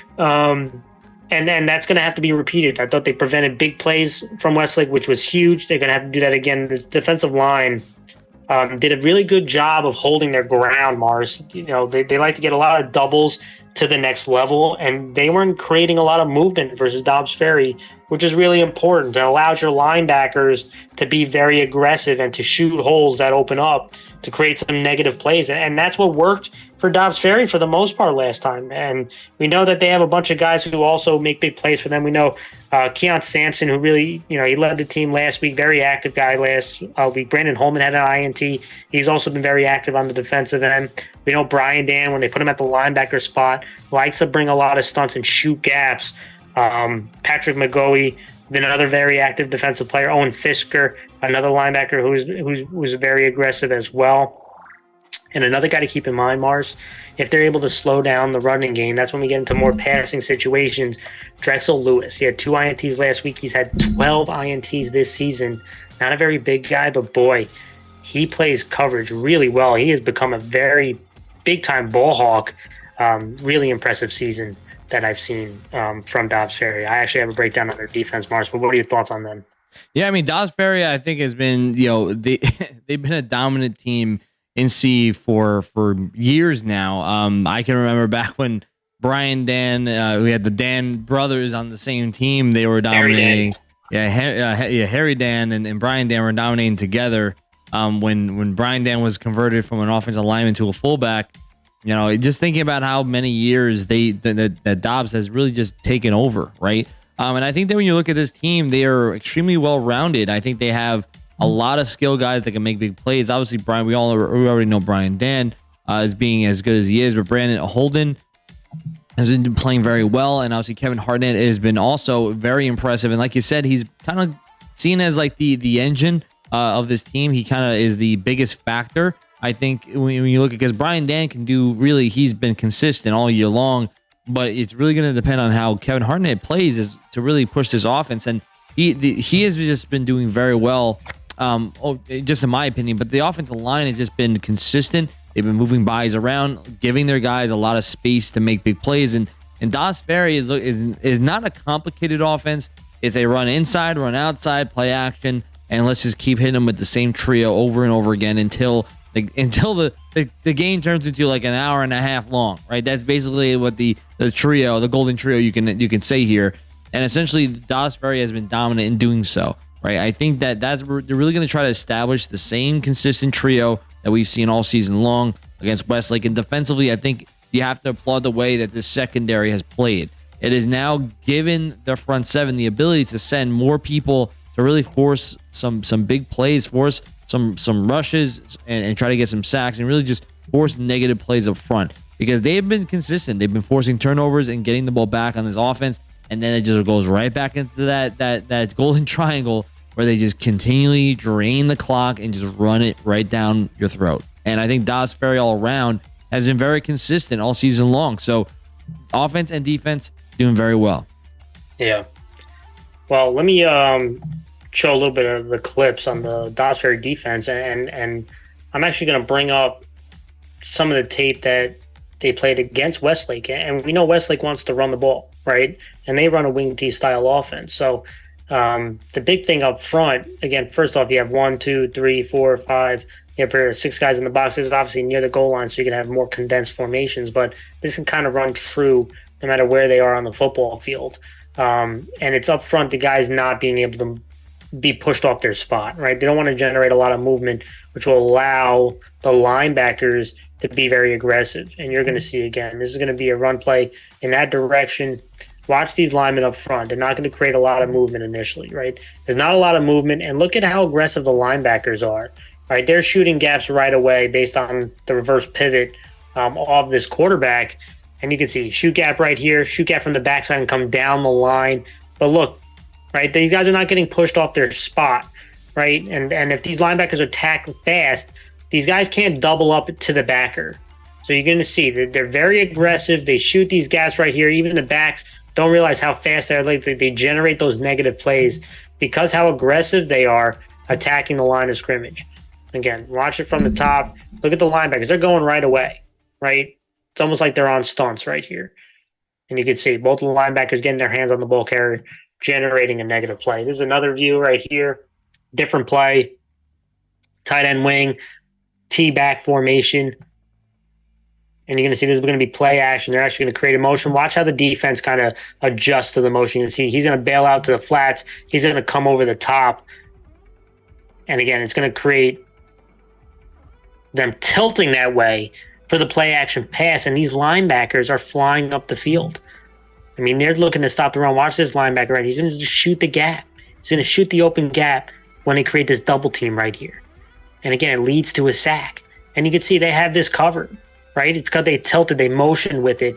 This is wing T style offense off of play action. Kind of looks like the same play, run pass kind of option here.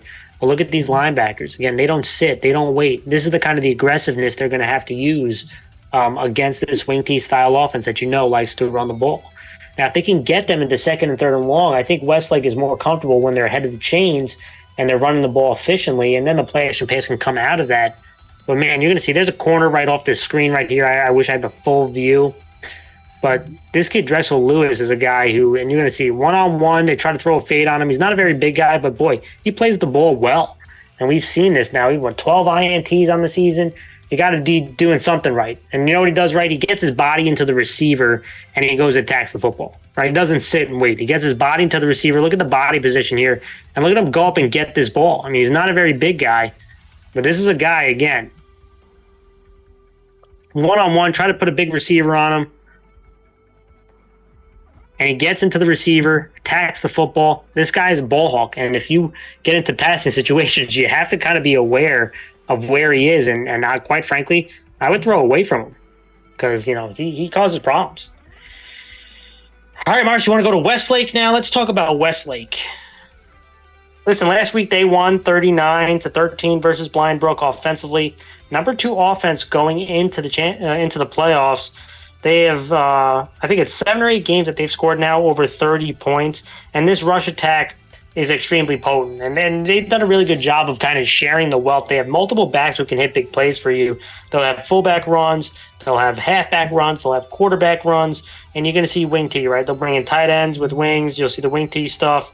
And then it's going to, you know, when they have those condensed formations, it's fullback, quarterback, halfback counters, and play action pass. And then they can go into the spread, and you can see then those quarterback counters, right? And some of those spread run attacks. But the rush attack is obviously their bread and butter. They don't pass too often, but again, multiple guys who can make plays for you. Osapinti, 129 yards rushing, 2 touchdowns last week. Chris Callie, 72 yards rushing and 2 touchdowns. He is another guy who's really been a big play threat for them, kind of adding to that group of running backs.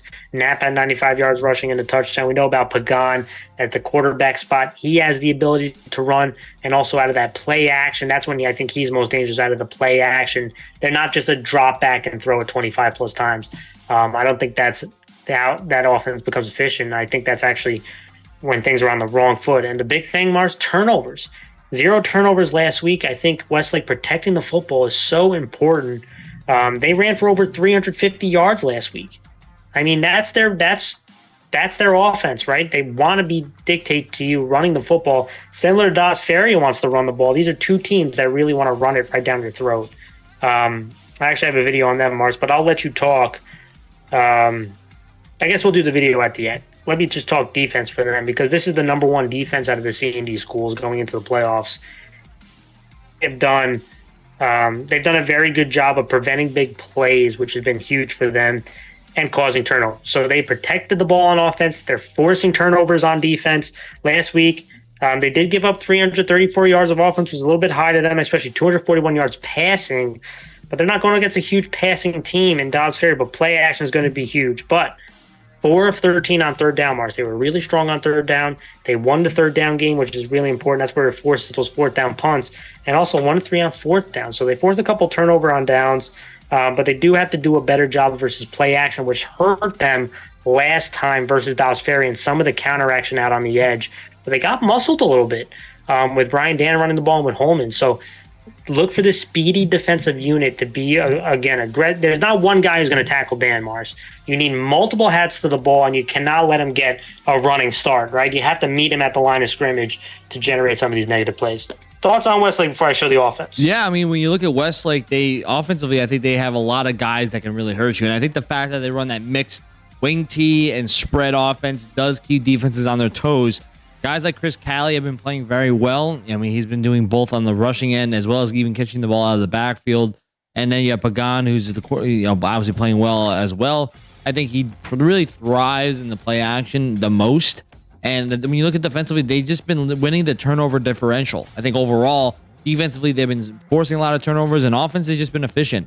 And I think that's usually how they continually win these games, because they have a great rush offense, like hitting 300 plus yards running the ball. I mean, that's just insane, and they can hurt you in a lot of different ways, which is really difficult to stop. If you're a defense, you have to try to key in. Usually, you try to key in on a few guys, or at least a guy or two that can really hurt you, but Westlake has a lot of guys that can do that, and I think that's kind of the key thing. And defensively, they just have been dominant up front. I mean, I think their front has been really issuing payments of pain, and I really think that they need to continue to do that, especially on the keeping that third down. They're down. I think that they've been just owning the third down conversions, like you said, and I think that they need to just kind of improve on the play action. Their secondary needs to step up. If they can do that, it will cause a lot of issues here. So I think this might be the fastest game ever to be watched between these two teams that are going to run the ball constantly. But yeah, I mean, this is going to be an interesting game. Yeah, I mean, a couple keys, Mars, you kind of mentioned, and we talked about it. Time of possession to me is going to be a huge one, because when you're winning the time of possession, it means that you're converting and you're ahead of the chains and you're controlling the ball, which is keeping the ball out of the other team's hands, right? So that's how you wear another defense down, I think is going to be huge. Second one, third down, right? Two teams. Dobbs Ferry has done a good job on converting on third down. Westlake has done a good job of stopping teams on third down, and that to me is going to be huge this time around. Third down. Let me just show about Westlake's offense before we get to the game picks, though. And it's just kind of showing some of the examples of their rush attack, because, again, they're a wing T style offense. They can run the ball with the fullback, run the ball with the halfback and quarterback runs. And this is kind of those examples, right? When you bring out tight end wing, you got a T formation. There's a fullback run. This is the standard down, Mars. We've all seen the down before, right? So let me see huddle, which I can't stand, but let's see that work. So you're going to see the down right here. They're going to pull a guard. You can see some down blocks getting up to the second level, kicking out. Boom, right there. Nice little kick out right here. Nice seal. And again, this gives that fullback that lane right there, Mars. Look at that pretty lane he's got. This guy's going to be coming inside, but this fullback's got to run through that arm tackle, and that's what he does, right? So really nice job blocking inside, creating a nice little pancake, and generating these big plays. They have the speed to hit these big plays, Mars. You can see the fans getting really excited here, cutting off the camera. But really nice plays. They can run to the fullback, but then they can go again. Two wings right here with the fullback. This is kind of the counter stuff with the halfback. So they'll fake the run to the fullback. This time hand the ball to the outside, allow their speedy playmakers to make plays. Defense actually does a pretty good job. He stays to the outside right here, but They have elusive backs. I talked about it. Elusive backs. Look at the cut right there, and here comes the speed now. Nice block downfield. See you later. Right? So you can see fullback runs when they come in with heavy stuff. Even when they keep the heavy stuff, you can see the halfback runs. But they also have the spread stuff. Right? Coming into the gun, you can see trips. They're going to motion this guy in here, and then here comes the quarterback counters. Right? Fake the jet, pull a lineman, halfback lead, quarterback runs. And this young man, Pagan, he can make these kind of plays too. There's the fake right there. Again, look at the ceiling. Look at the misdirection, getting defenders' eyes going in the wrong direction, getting these playmakers in space. That's what they want to do. Break a tackle, again, get a nice little chunk right here near the goal line to lead to another touchdown, Mars. And that's Westlake's attack, right? You'll see the heavy stuff. You'll see fullback. You'll see quarterback. You'll see a halfback. You'll see play action with the quarterback. Go to the spread. Then you'll see a little bit of passing in the quarterback counter, but running the ball is top priority. All right, Mark's game picks. Game picks for this one. This is another tough one for me. I think this is a really interesting matchup. Two teams wanting to run the football. Dobbs Ferry won this matchup close last time. This time I'm going with Westlake. I think it's hard to beat a team twice in one season. I think Westlake gets revenge this time. I think it'll be another close game. Two teams trying to run the football. Westlake had a huge turnover in special teams that I think really hurt them last time. This time around, I think Westlake makes enough plays. I'm going to go with Westlake. Yeah, this is definitely a tough one for sure. I think both teams kind of do exactly the right thing against each other. I think, but what's kind of funny is they both have a trio or a crew of skill players that can really make big plays. And I think I'm going to go with Dobbs Ferry. I think Dobbs Ferry has cemented themselves as being probably the most dominant team in C. And even though Westlake has had a great season and they are considered to be the favorites, essentially, I think, by most people's standards, I'm going to go with Dobbs Ferry. I think that Brian Dan is going to have a big game as his senior game as a section title. And I think you have a lot of guys who are also making big plays. I think the defense of Dobbs Ferry is going to step up big time, limit the amount of runs, the amount of big plays from this rush offense that Westlake has. And I think Dobbs Ferry is going to win this game. It's going to be a fast game for sure. I'm going to go Dobbs Ferry. All right. Let's go to B, Mars. That's the second game, and then we'll go to Double A. And again, appreciate our fans for tuning in. If you missed anything, don't worry. You guys can rewind. We have this as a DVR stream, so you can rewind this. We hope you stay for the whole time, but appreciate you guys for tuning in. Obviously, throw any questions you have or comments you have in the chat, and we will get to them as soon as we can. But let's get to B and then finish it off with Double A, Mars. Pleasantville 9-0 versus Byram Hills, who's 9-1. This is a rematch from the September 30th game where Pleasantville won 17-14. And that game was a kind of a tale of two halves, Mars. I mean, the first half was dominated by Pleasantville. Second half, Byram Hills had a pretty darn good second half to make it a very tight game. It was 14-0 first half. Then Byram Hills outscored Pleasantville 14-3 in the second half. Really tight game. So this is an interesting rematch here. Starting with Pleasantville, Mars, last week they won 30-7 versus Ardsley in dominant fashion. Right? It was 30-7, not 30. No, it was 37, yeah. 37. Yeah, 37. I thought that was correct. All right, 37-7 versus Ardsley in dominant fashion. I mean, either way, it was dominant fashion. Technically, it ended 14, so it was like 31-4. It was like they scored 2 touchdowns at the end. They did, right? Yeah. It was 14 at the end. Okay. But at the end, it was dominant fashion. So, listen, they played a really strong game. I thought last week offensively, Mars, they rushed for 333 yards on the ground. Daniel Picard was obviously Daniel Picard. He had 2 rushing touchdowns. They only had to pass the ball for, 16 yards. Aiden Picard was 4 of 6 for 16 yards and a touchdown. Owen Mooney had that receiving touchdown. And we know some of their other playmakers who at times have been pretty strong, right? Coleman, McDermott, have guys that have been made plays out on the outside. And obviously they're going to be really important in this one, but we know the focus is going to be on this offensive line and the physicality of this offensive line and Daniel Picard. And they're going to move Daniel Picard in multiple spots, I would imagine. Running back spot, move him out to wide receiver to throw it to him or with jet sweeps. And go into their Wildcat that has worked for them for now multiple years. Or put him at the quarterback spot and bring in some extra running backs, Mars, to move people around. And so that's what I'm anticipating to see this time around. And against Byram Hills, Mars, they ran the ball well. I mean, they ran for 291 yards against Byram Hills when they played them. And they were also 5 of 12 on third down at 42%, which is pretty good.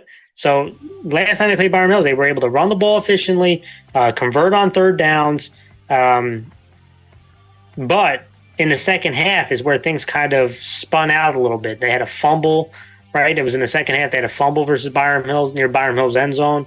That was a turnover. They had a couple penalties. They were 0-2 on fourth down.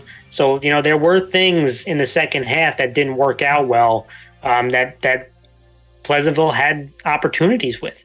So interested to see this time around. Obviously, the focus is on the run game and trying to see if some of these other skill guys I think that they will get one-on-one matchups because the focus is going to be on Daniel Picard from Byram Hills. So they will get one-on-one matchups.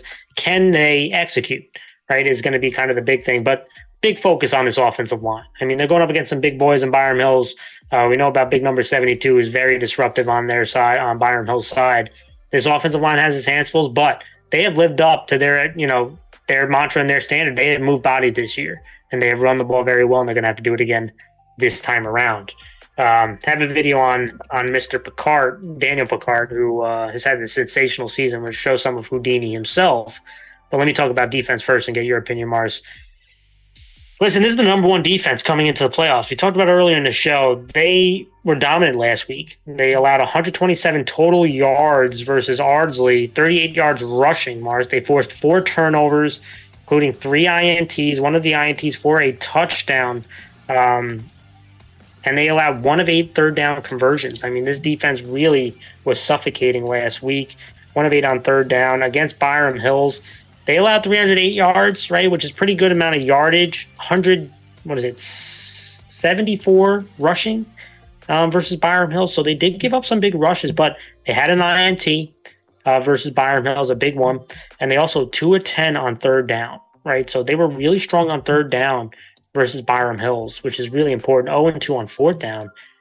So this defense made some big plays in some key moments versus Byram Hills, even in the second half, which helped turn the tide. And again, they have playmakers at each level of this defense, which is, again, we talked about this defense. They're very aggressive. They like the blitz. They'll send stunts.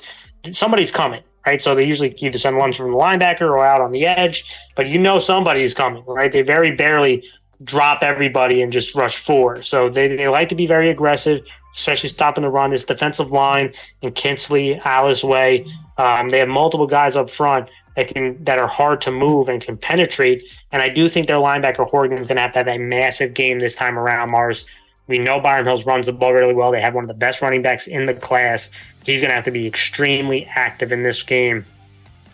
And we know Pleasantville, they be very aggressive because they don't want the quarterback to sit in the pocket and have time to throw the football because, with them being very aggressive, it puts their DBs on an island. But these defensive backs, Mars, have made some plays this year. I mean, Hodzinski, McDermott, Picard, they've forced turnovers. They've made some big plays in the secondary.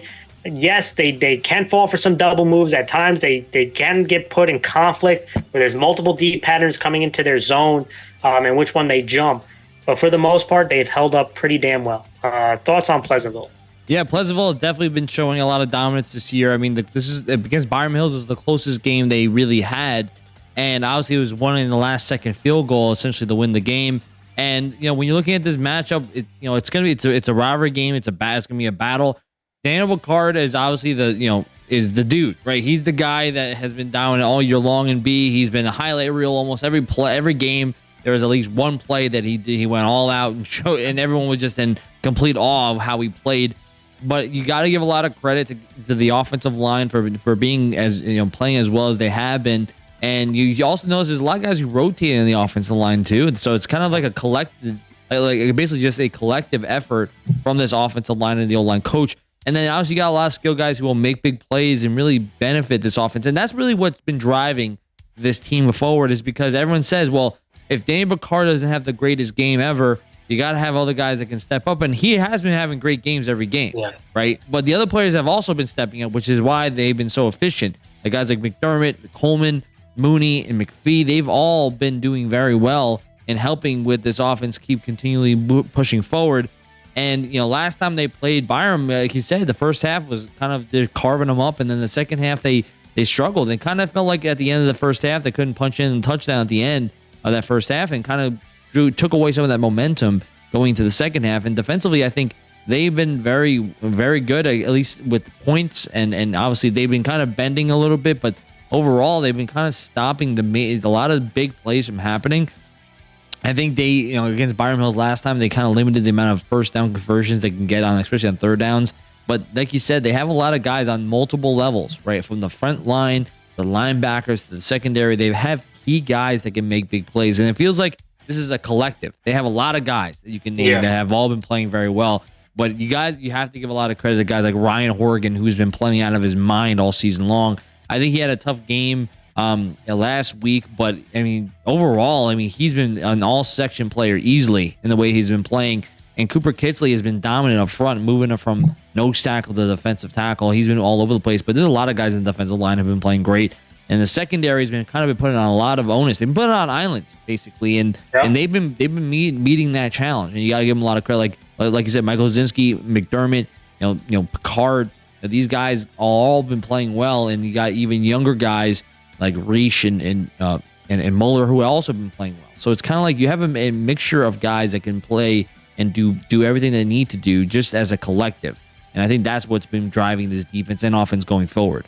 Yeah, I agree with you. Now, I have some videos on Houdini himself, the magician, Daniel Picard, which I'm going to show the audience. And it's not just Daniel Picard. We talk about he is such an important part in this offense, but it's not just him. He's a big time player, but some of these guys up front, some of these backs, some of these receivers have done a really good job of blocking as well. And let's just talk about a couple plays. It's a mixture of Houdini and good blocking that creates this kind of rush attack that you see from Pleasantville. And on this particular play, you're going to see there's going to be a motion here. This back is supposed to try to kick out this end. They're going to be pulling a couple linemen, and it's going to be a trap right here. They're going to get a nice kick and then underneath him, and they're going to run straight ahead. And Byram Mills got some play. This is against Byram Mills, so anticipate, again, seeing similar stuff here. But look at this defensive end. Doesn't get fooled by the motion. He's going to be crashing hard right here. You see the kick out. See this guy coming up. Nice down blocks right here. Getting now a block up on the second level.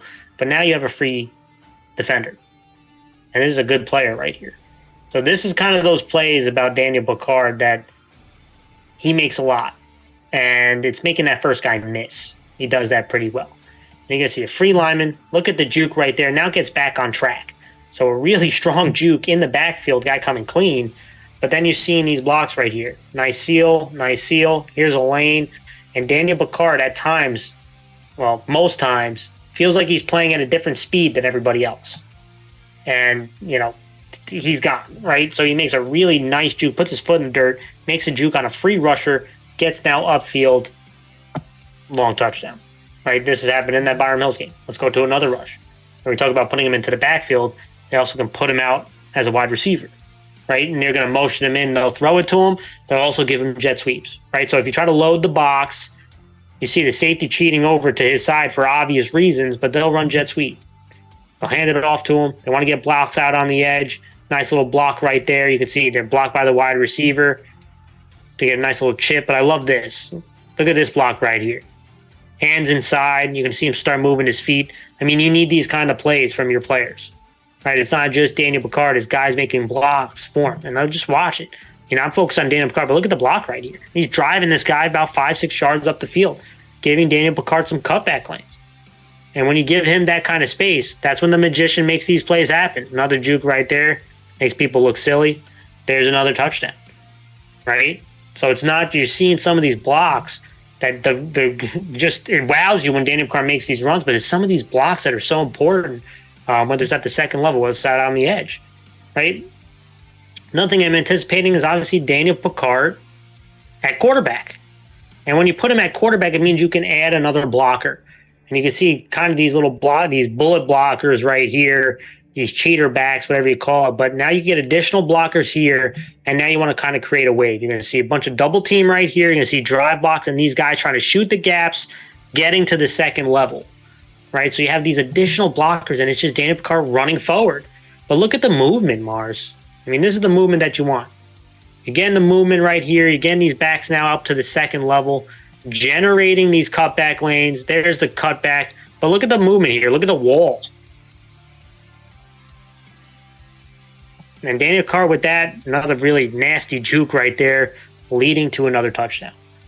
And again, it's that mixture of just the wow athleticism of Daniel Picard and some really nice blocking from some of the players on Pleasantville that leads to this. Oh, let's go to Byram Hills now, Mars. And listen, last week they won 14-12 in a very grinded out game versus Nanuet. And they had a big special teams block. They had to stop a 2-point conversion on defense. They had to make some big plays in key moments to win that football game.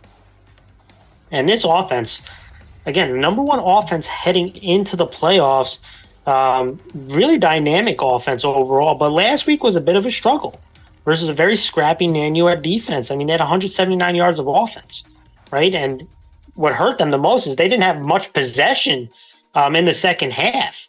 I mean, Nanuet really controlled the ball right there, which is not fully on the offense's fault. But listen, they had 141 yards rushing, 38 yards passing. But the big thing to me was 0 turnovers, and they were 4 of 8 on third down. So they were efficient for the most part when they had the ball. It's just they didn't have the ball much. So again, look for this offense to try. They have to generate some big plays, and it starts with their running back Jaworski. Mars. He had 80 yards rushing. He also had some big runs versus Pleasantville the last time they played him, especially out on the edge. And I think that's going to be really important for Byram Hills to try to get condensed formations and to run to the outside is going to be huge. But he's not alone. Weiler is another really important guy, also running the ball and receiving. And their quarterback, Accurso, is going to be huge. He was 3 of 5 for 38 yards, but he had 42 yards rushing and a touchdown last week. Big-bodied kid. I think they're going to have to utilize him running the ball because all eyes going to be so focused in on Jaworski. It'll open up opportunities for guys like Weiler and their quarterback Accurso. And play-action pass could be huge in this one. Throwing it to guys like Siegel, who's a big-body receiver, Miller. I mean, there are opportunities there against a very aggressive Pleasantville defense. But the big important thing, Mars, this offensive line. We know Pleasantville is they have a strong front. They know they like to blitz. You got to hold up at least a little bit, especially off a play-action pass. Give your wide receivers an opportunity to try to find some holes, one-on-one matchups versus a very aggressive defense. And if the quarterback, he rushes his processing, tries to run, that's where the turnovers come. Pleasantville has done a really strong job forcing turnovers this season. So it's going to be huge. And Byram Hills at times have had penalties and turnovers. And if they are smart with the ball, that's when this offense has become so dominant. I mean, when they don't shoot themselves in the foot, it's hard to stop this offense. I actually have a video on their offense too, but let's talk defensively. Oh, and last time they played Pleasantville, I mentioned, they had 308 yards of offense. Right? So this offense did have moments where they moved the ball against the number one defense. So again, that's going to be probably my most interesting matchup, no doubt. But defensively, listen, last week, 283 yards of offense, right? Not too bad. Only 53 yards passing, but they did give up 230 yards rushing versus Nanuet. And they have to definitely be better versus the run. Because I mentioned last time, playing Pleasantville, they struggled to stop Daniel Picard. And they struggled to stop the running game. And they have to be much better stopping the run this time around, or they're not going to have much of a chance, in my opinion. But what they did do well, 2 of 9 on third down last week. So strong on third down, but too many times they were giving up these long, drawn-out drives, which wasn't giving their offense extra possessions. So they have to be better this time around at getting off the field. Guys like Jack Quinn, 12 tackles, 3 tackles for loss, and a sack. Really, really active player for them all season long. Weiler's another guy who was very active last week with 10 tackles. McManus is another guy who's also been very active for this defensive unit. Deshage, the big defensive lineman, just so disruptive. He should be up for Defensive Player of the Year and Defensive Lineman of the Year this season. He had 4 tackles for loss last week. Miller is another guy who's also been very active for them. They have guys who can make plays for you, but stopping the run is going to be huge, and they have to swarm to the ball. We talk about Daniel Picard. You give him one-on-one, bad news all day long, and he hurt them last time they played. Mars, thoughts on Byram Hills? Yeah, Byram Hills, I think all around, you look at this offensive defense, they've just been kind of like at the same level as you look at Pleasantville. And I think the offensively, they have multiple guys who can make big plays. Like obviously Jaworski has been a top level back. Weiler has been doing very well this season. And obviously Accurso, who's been also efficient as well. And really this offensive line has been really just been dominant to a lot of teams. They've been pushing bodies around, but it really is going to depend on this offensive line on how much this offense will move the ball, because like you said, Pleasantville has a very good defensive front 7 that has been really causing a lot of issues for teams to run the ball. So they're going to have to really rely on this offensive line to step up in order for them to really progress and at least open up their playbook, because the key thing, like you said, is going to be the play action, right? They need to limit the turnovers and they need to be smart with the ball. Defensively, like you said, they showed that they had some weaknesses against the run, especially against Nanuet, who was able to make a lot of drawn out drives, they couldn't really get the ball back in a good portions of that game. Nanuet was really trying to drain the clock and just keep it within a short amount of points. Yeah, and I think it was smart. It was exactly the strategy. I feel like a lot of people said, hey, if you're playing against a high-powered offense like Byram Hills has, then you need to keep them on the sideline and really force them to have to wait until they finally can get a chance to go on the field. And that is kind of a weakness of this defense I'm looking at for Byram. Now, granted, I think they probably do bounce back a little bit better. I don't think they're going to have the same struggles, but that is something that they definitely need to shore up, because you're looking at Nanuet, who obviously has one way of running the ball, and then you have Pleasantville, which is a completely different way. They're not trying to overload boxes. They do that with the Wildcat formation, but they have a lot more available what they hit you with in running the ball. So I think that's going to be kind of a key thing that Byram really needs to narrow down on and see how can they stop Daniel Picard and really force somebody else to have to win the game. So it's going to be tough to see. Yeah, and you know what I'm going to show before we get to the game picks? I'm going to show Byram Hill's offense, and I actually have a clip against Pleasantville as well, and this is kind of a good example of where I think Byram Hills needs to attack, and it's with those condensed formations, Mars, and then getting to the outside. It's very hard to run in between the tackles against Pleasantville due to the strength and the activity of their linebackers and defensive line. But some of these condensed formations and getting to the outside, I do think they can find some success. And Javorsky doesn't need a lot of space, right? You just got to get him some space. And this is a nice example right here, Mars. Look at this bunch of trips right here. Tight bunch. Trying to condense these guys, and then they're going to pitch to the outside, right? And they do a really good job of getting some blocks out here, out on the edge, just enough to slow down this Pleasantville defense. And if you can get Javorsky out on the edge, you could see. You know a linebacker's coming. They're actually going to bring a guy off the edges. You see a linebacker blitzing. This guy is going to come off the edge. So they actually nail the spot on where they're going to run it. You see, look at all the penetration inside. And when you get this kind of penetration in between the tackles, if you can get out on the edge, right, and now you get a block here, you get a block here, there's not a lot of space. I mean, this is a very aggressive defense. They swarm to the ball. But if you can catch them out on the edge, and they can over-pursue at times, Pleasantville, right? These are the type of plays that open up. Javorsky makes one guy miss, and he has that game-breaking speed. I mean, this is a guy who can blow a game open, right? Similar to Daniel Picard. Doesn't need a lot of room, and he's fast. But you can see, look how aggressive this defensive front is, flying up the field, right? And if you can get a block on an edge right there, that's where these big plays can happen, right? They do a good job of blocking out there, uses his speed, gets that touchdown, right? There's another aspect, play action pass, right? Play action pass. You see you got trips here. It's two wings. They got a trip here. Play action pass, they're going to motion. You see this play a lot from Byram Hills. They can motion. They can hand it to him out on the edge, and play action usually comes out of those motions as well. But again, we talk about this defense in the secondary at times can be put on an island. And they're going to be in man coverage here. They have a safety in the middle of the field, two deep patterns, and they're going to be reading about this where this safety kind of jumps. And the play action does one thing, right? Look at this defender. He steps forward. He loses track of his receiver, kind of gives him that release right there. Right now the quarterback's going to be looking at the safety. It's kind of funny because these guys actually don't have great spacing. You're going to see they're actually almost running the same depth.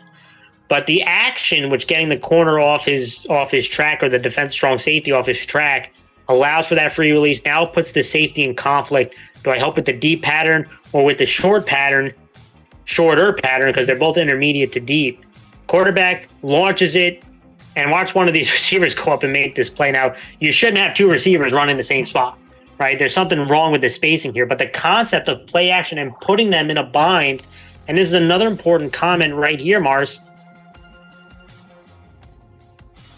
This is why you don't normally see Pleasantville just rush forward, right? Look at the linemen right here. They do a really good job of pass protection. Pleasantville doesn't want a quarterback to sit back and scan the field like he's doing right here. Look at him. He actually gets to his third read.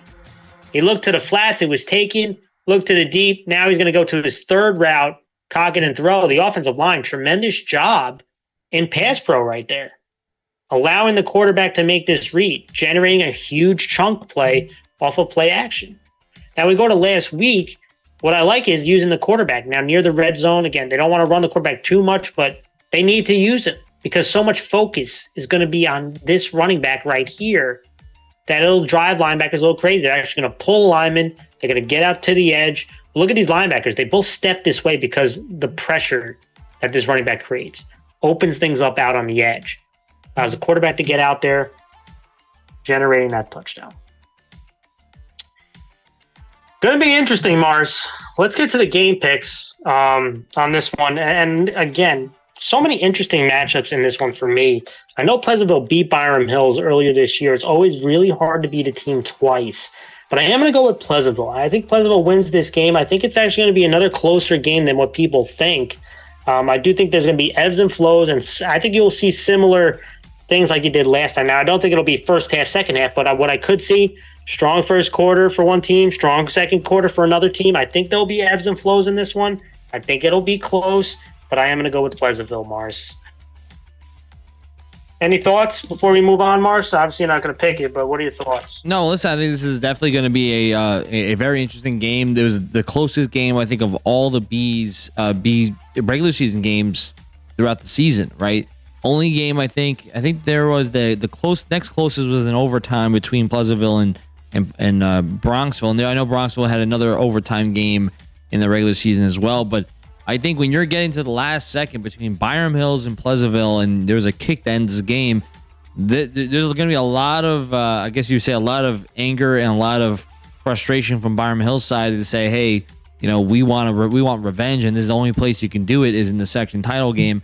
And for Pleasantville's perspective, they want to try to go back to Syracuse, and you need to go through everyone in your class, in your section first, before you can move on, and you got to win the section title first before you get even in that state tournament. So it's going to be interesting, right? It's going to be a fight. I think that's going to be the key thing I'm looking at this game. All right, Mars, let's get to the last game, the Class AA game of Carmel 9-0 versus Mamaroneck, who's both 9, which is 9-0 as well. Two undefeated teams, Mars. Really intriguing matchup. Carmel's looking to go back-to-back section titles, and they've now made the section title appearance 3 out of the last 4 years. Very unprecedented for this program and in AA history. I do think there's not many teams in recent memory that has done what Carmel has done, reaching the section title game 3 out of the last 4 years. And to go back-to-back, I don't think Carmel's ever done that. And on the other side, Mamaroneck, I think this is their first trip to the section title game. So already an historic moment for them. Now they can cap it off with an opportunity to win a section title. So really intriguing for both programs coming here. And I do think the two best teams in AA, and I think they've proven that up to this point. And let's start with Carmel, Mars. They have won 25 straight games. They've outscored their opponent 76-0 in the playoffs this so far, right? So they've been dominant, right? And let's just be honest about offensively. This was the number one offense coming into the playoffs, and the focus is the run game. They like to be physical. They rely on this offensive line, guys like Bolin Briante and this offensive line crew who also rotates, but their tight ends and their fullbacks coming into block. I mean, this is a physical offense that wants to dictate and be ahead of the chains. This is not a group that's going to drop back 20 times a game, right? They're a group that wants to slam it down your throat, and they'll run multiple different formations to try to do that and rely on their running backs to make plays. And that's guys like Keating, who has looked more and more explosive as the week's gone along. I know he dealt with injuries earlier in the season. Werlew had 2 touchdowns last week. Rosa Fort, who to me should be strong consideration for most valuable player. He had 3 touchdowns last week. And, that's the big formula for them. And I do think it's going to continue this weekend. And then it goes down to the play action, because that's when that opens that up. And Matt Gay is the guy leading the charge at the quarterback spot, throwing it to guys like Santiago, who's been his number one target, big body receiver, done a really solid job of contested catches, one-on-one catches this time around. You know that they're going to try to get some isolation on him if they're going to be one-on-one. But they're not alone, right? I mean, you have Neres, you have Storin, you have Abel at the wide receiver spot. So they have multiple guys, and they'll mix it up, Mars, between heavy looks and some spread concepts. So know this: it's running the football 1 and play action pass 2, along with some screen game, which I do think is going to be an important aspect for this offense. Defensively, they had their 4th shutout of the season last week. Mars, I mentioned 0 points allowed in the playoffs. I don't think they put up another donut this time around based on the strength of this Mamaroneck offense. But this defense, number 1 in Section 1 in points allowed, has really been strong. And this is another defensive group that there's a lot of good things I can say about. I think they have playmakers at each level. I mean, we're talking defensive line, led the charge by Bolin, who's been tremendous, but there's multiple guys on the defensive line that can make plays for you at the linebacking spot with Risley and Smith have both been really, really strong. And then on the back end, we know Rosafort. I mean, that guy, call him the janitor for a reason. He cleans up messes. He cleans up offenses. This guy is all over the tape and all over the field. He has been tremendous, but I do think this secondary really is going to be tested, Mars.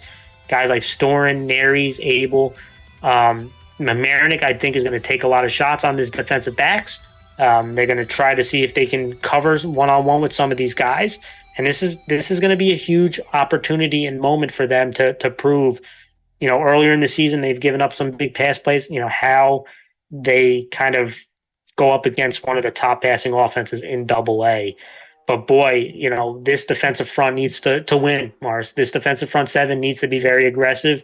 They need to stop this potent attack. And I do think they need to kind of generate some confusion up front. And I think that's what Carmel likes to do. They're very aggressive. They swarm to the ball, but they also move pretty well. Like they run well, and they also can kind of create some confusion at times for offenses, which it's a defense that I like. And I do have a defensive breakdown, but Mars, I'll get your thoughts on Carmel and what kind of they need to do. Yeah, when you look at Carmel, like number 1 in offense and defense, I think for the entirety of everyone in the playoffs. And when you look at this offense, we all know that it's run through the rush attack, and then it opens up everything else. I think the boot or the play action is really going to be the biggest thing that they can really get if they establish that run. And like you said, the screen game has been very good, but they do a lot of motions, they do a lot of trickery, a lot of misdirection, which does get defenses to start to bug out.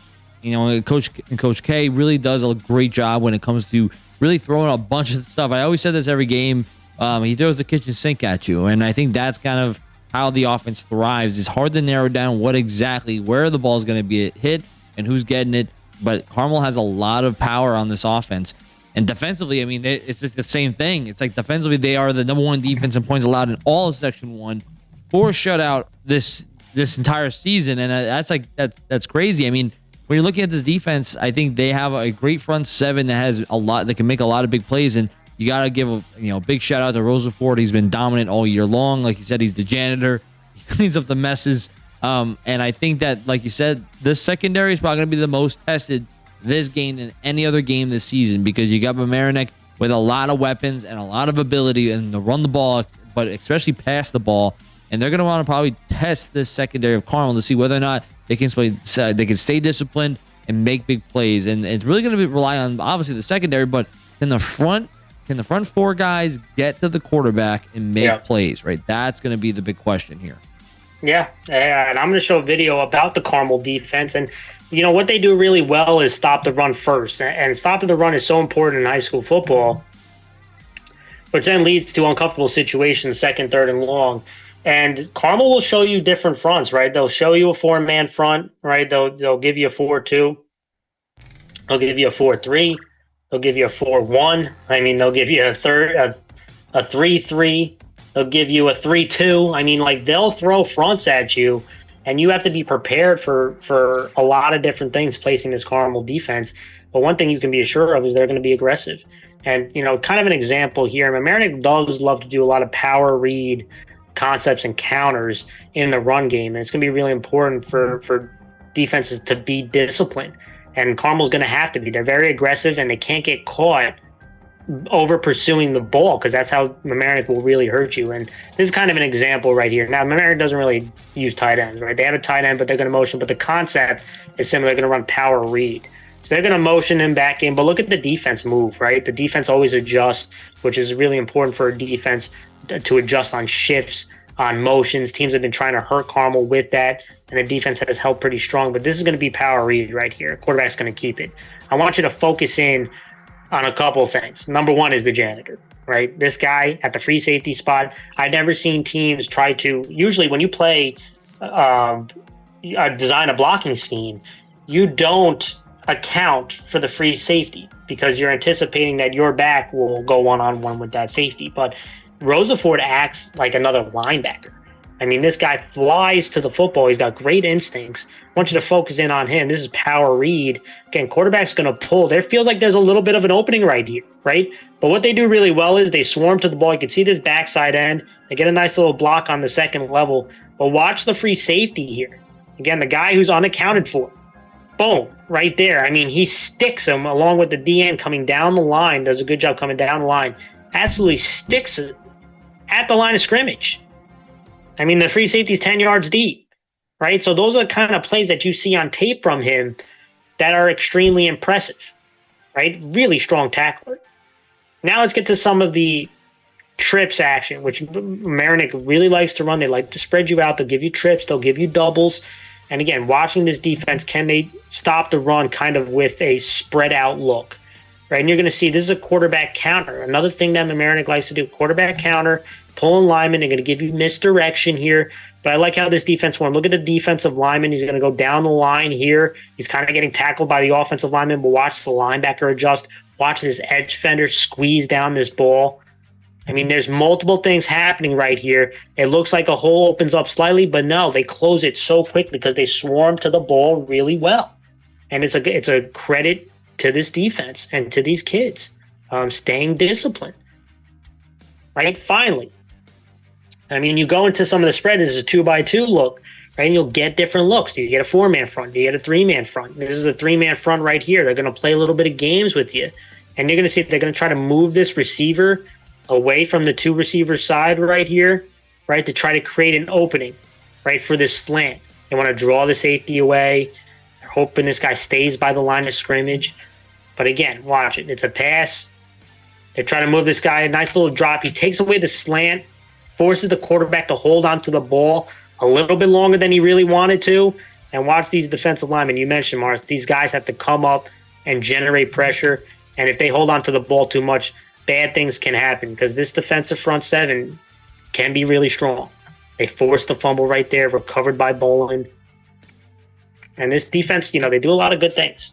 And really interesting to obviously playing, which we're about to talk about, which is Mamaroneck. And this is the first time in the section final game, Mars, since the state playoff era, which is back in 1993.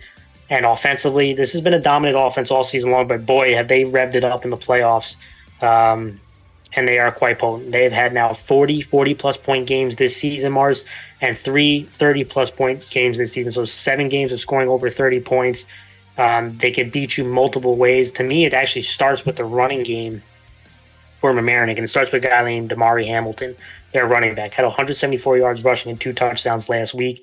Has over 1,000 yards rushing in the season, And their quarterback, Jason Cox, that dynamic duo has been so good. 106 yards rushing and 3 touchdowns last week. Also 10 of 14 passing for 100 yards and a touchdown. They do a really good job. They'll spread you out with 2x2 concepts, trips. At times they'll bring in some 20, but it's a lot of spread, and it's a lot of counteraction and power read concepts. And they run it really well. They isolate guys. They make sure you line up correctly. They make sure you guys, especially out on the edge, come up to tackle. And on the backside, if you leave holes open, they do a really good job of finding it. And they've been really, really impressive. I've been really impressed by this offense.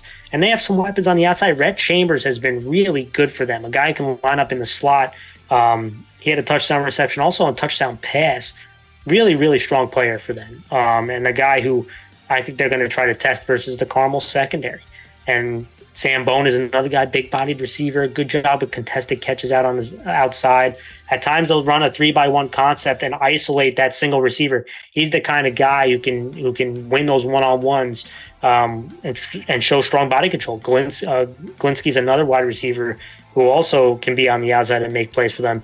Nico Obregon is another guy in the slot. So they have multiple weapons, Mars, like running the ball, throwing the ball. I mean, this offense is very, very potent, but to me, it's this offensive line that really is the glue to this offense. And this offensive line, I think, has had a really strong season. Guys like Bennett and Conlon, just really strong. They've been really, really solid. I thought they handled the size of Arlington really well. They created a bunch of movement last week. And they do a good job of blocking that first level and getting up to the second level, which sometimes offensive line struggles with blocking and getting up to the second level. Mamaroneck has done a good job, Mars. This is an offense that there's not a lot of weakness to it when they're clicking, and they're a spread concept. They check a lot. I mean, this is a very, very potent offense. I have a video on them, but let's talk about their defense, and then I'll show the video.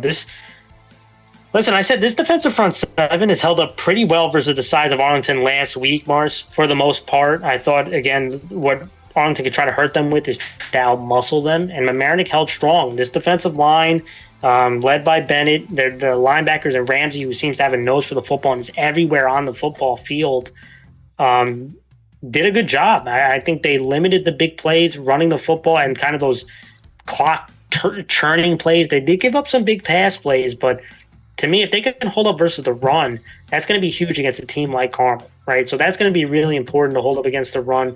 This defensive front seven did a solid job. They've been pretty solid all season long. And then on the back end, guys like Alker and Alvarado, I mean, they have some guys.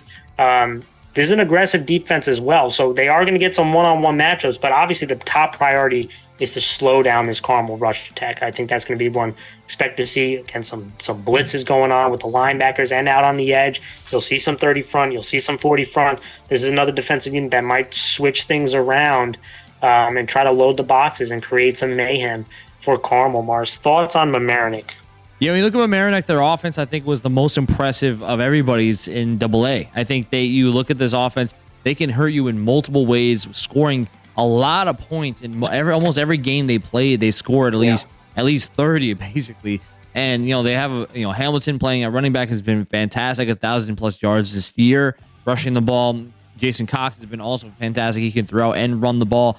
The offensive line has been very good, opening up lanes for all their skilled players and just giving time to Jason Cox to be able to throw the ball effectively. So I think this offense has a lot of weapons. It's like saying they're the the greatest show on turf kind of AA right now. They can do it all basically, and I think that's kind of a very dangerous thing, especially when you're clicking on all cylinders right now. And defensively, I think they have a solid front seven, and they've been doing a pretty good job against the power run. I think that was their biggest weakness to see about Arlington was that were they able to stand up to the size, and they proved that they could, and they played very well against Arlington and really kind of gave the offense more abilities, gave them more chances to score, and they did. They scored a lot of points against Arlington, and defensively they showed out, right? I think that was kind of the key thing. So they're looking to probably slow down Carmel's rush offense the same way they slowed down Arlington's, and I think that's going to be what they're pointing to do. And obviously their weakness right now, what it seems to be, is the pass,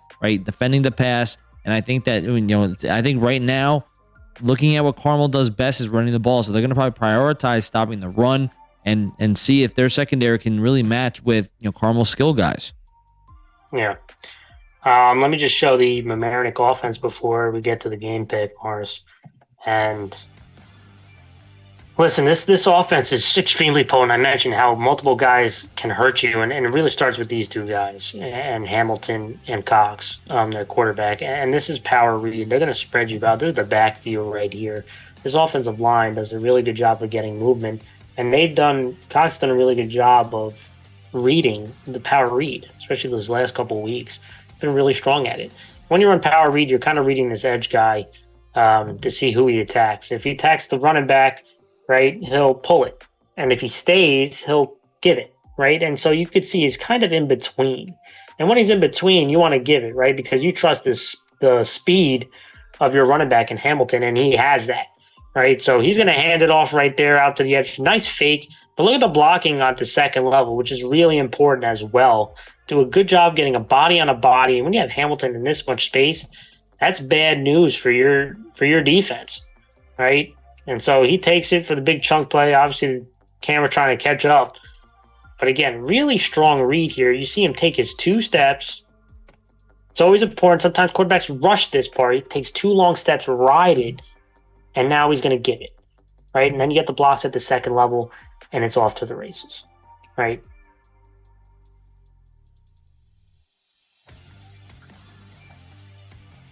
Obviously, another important thing, and we're expected to see a lot, is this trips concept and passing out of it. And getting Cox out on the edge is also another thing they like to do, where it gives them an opportunity to run and also throw.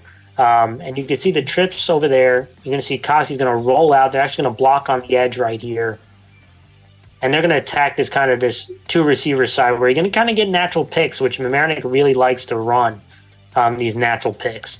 And they're actually going to target this wheel route.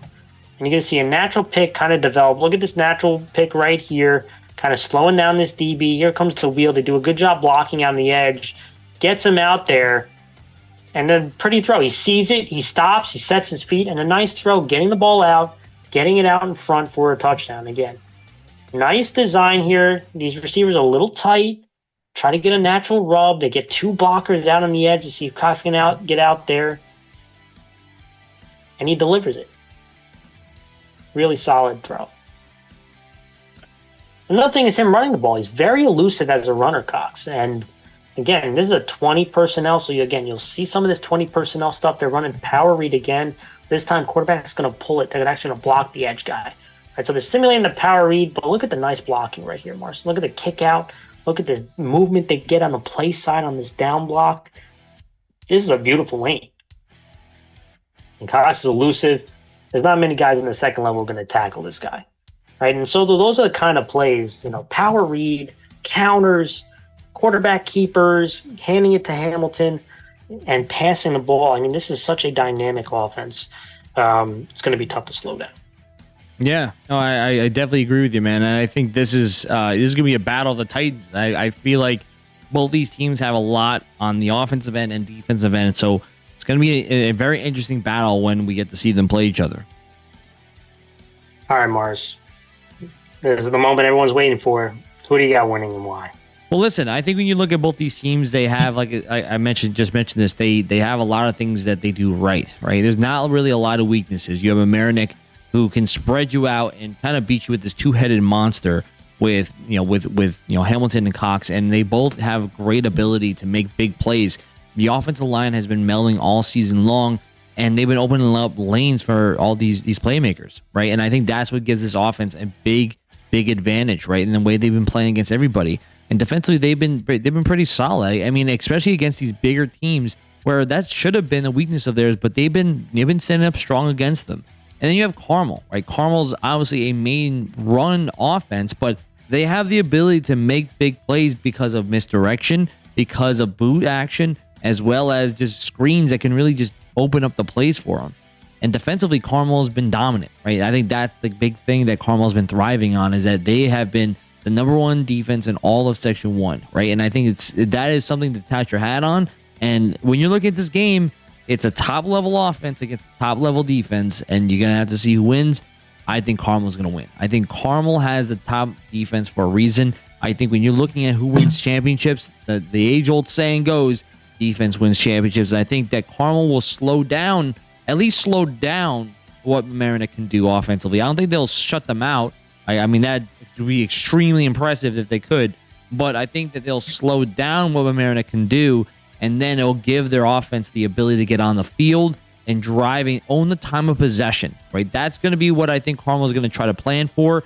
If they can try to slow down the game in their favor, especially with this defense that can really grind out, offense that is going to run heavy and try to just run you over with some play action, I think they're going to try to limit the amount of times that Mamaroneck's offense is on the field, and they're going to try to win with a few points, but they're going to win in the end. I'm going to go Carmel. Well, I'll just make one final comment here, and then we will end the show. A lot of people, and like you mentioned, I think the big matchup everyone's looking at is the Carmel defense versus Mamaroneck's offense, but I'm actually intrigued about the other matchup, which is Carmel's offense versus Mamaroneck's defense, and that to me is going to be such an intriguing and important aspect of this. We always talk about the Titans battling it off with the Carmel defense versus Mamaroneck's offense, but I'm interested to see the other side. And we will leave it at that. All right, everyone, that was our show. Thank you guys so much. I don't see any more questions in the comment section, and we are going to sign off here. We hope you guys enjoyed the show. Before you guys leave, please give that thumbs up and subscribe if you haven't already. We hope you guys enjoy this weekend's games. We've had a lot of fun this year doing these preview shows. This is the last preview show. It's always upsetting when football season is coming to an end. And again, what we do for the kind of the postseason awards, for the past year and stuff, we will consider, maybe doing a show or maybe just announcing the winners. But that will be determined at a later date. But this is our last preview show, and we want to thank all our supporters and our fans for the support that you've given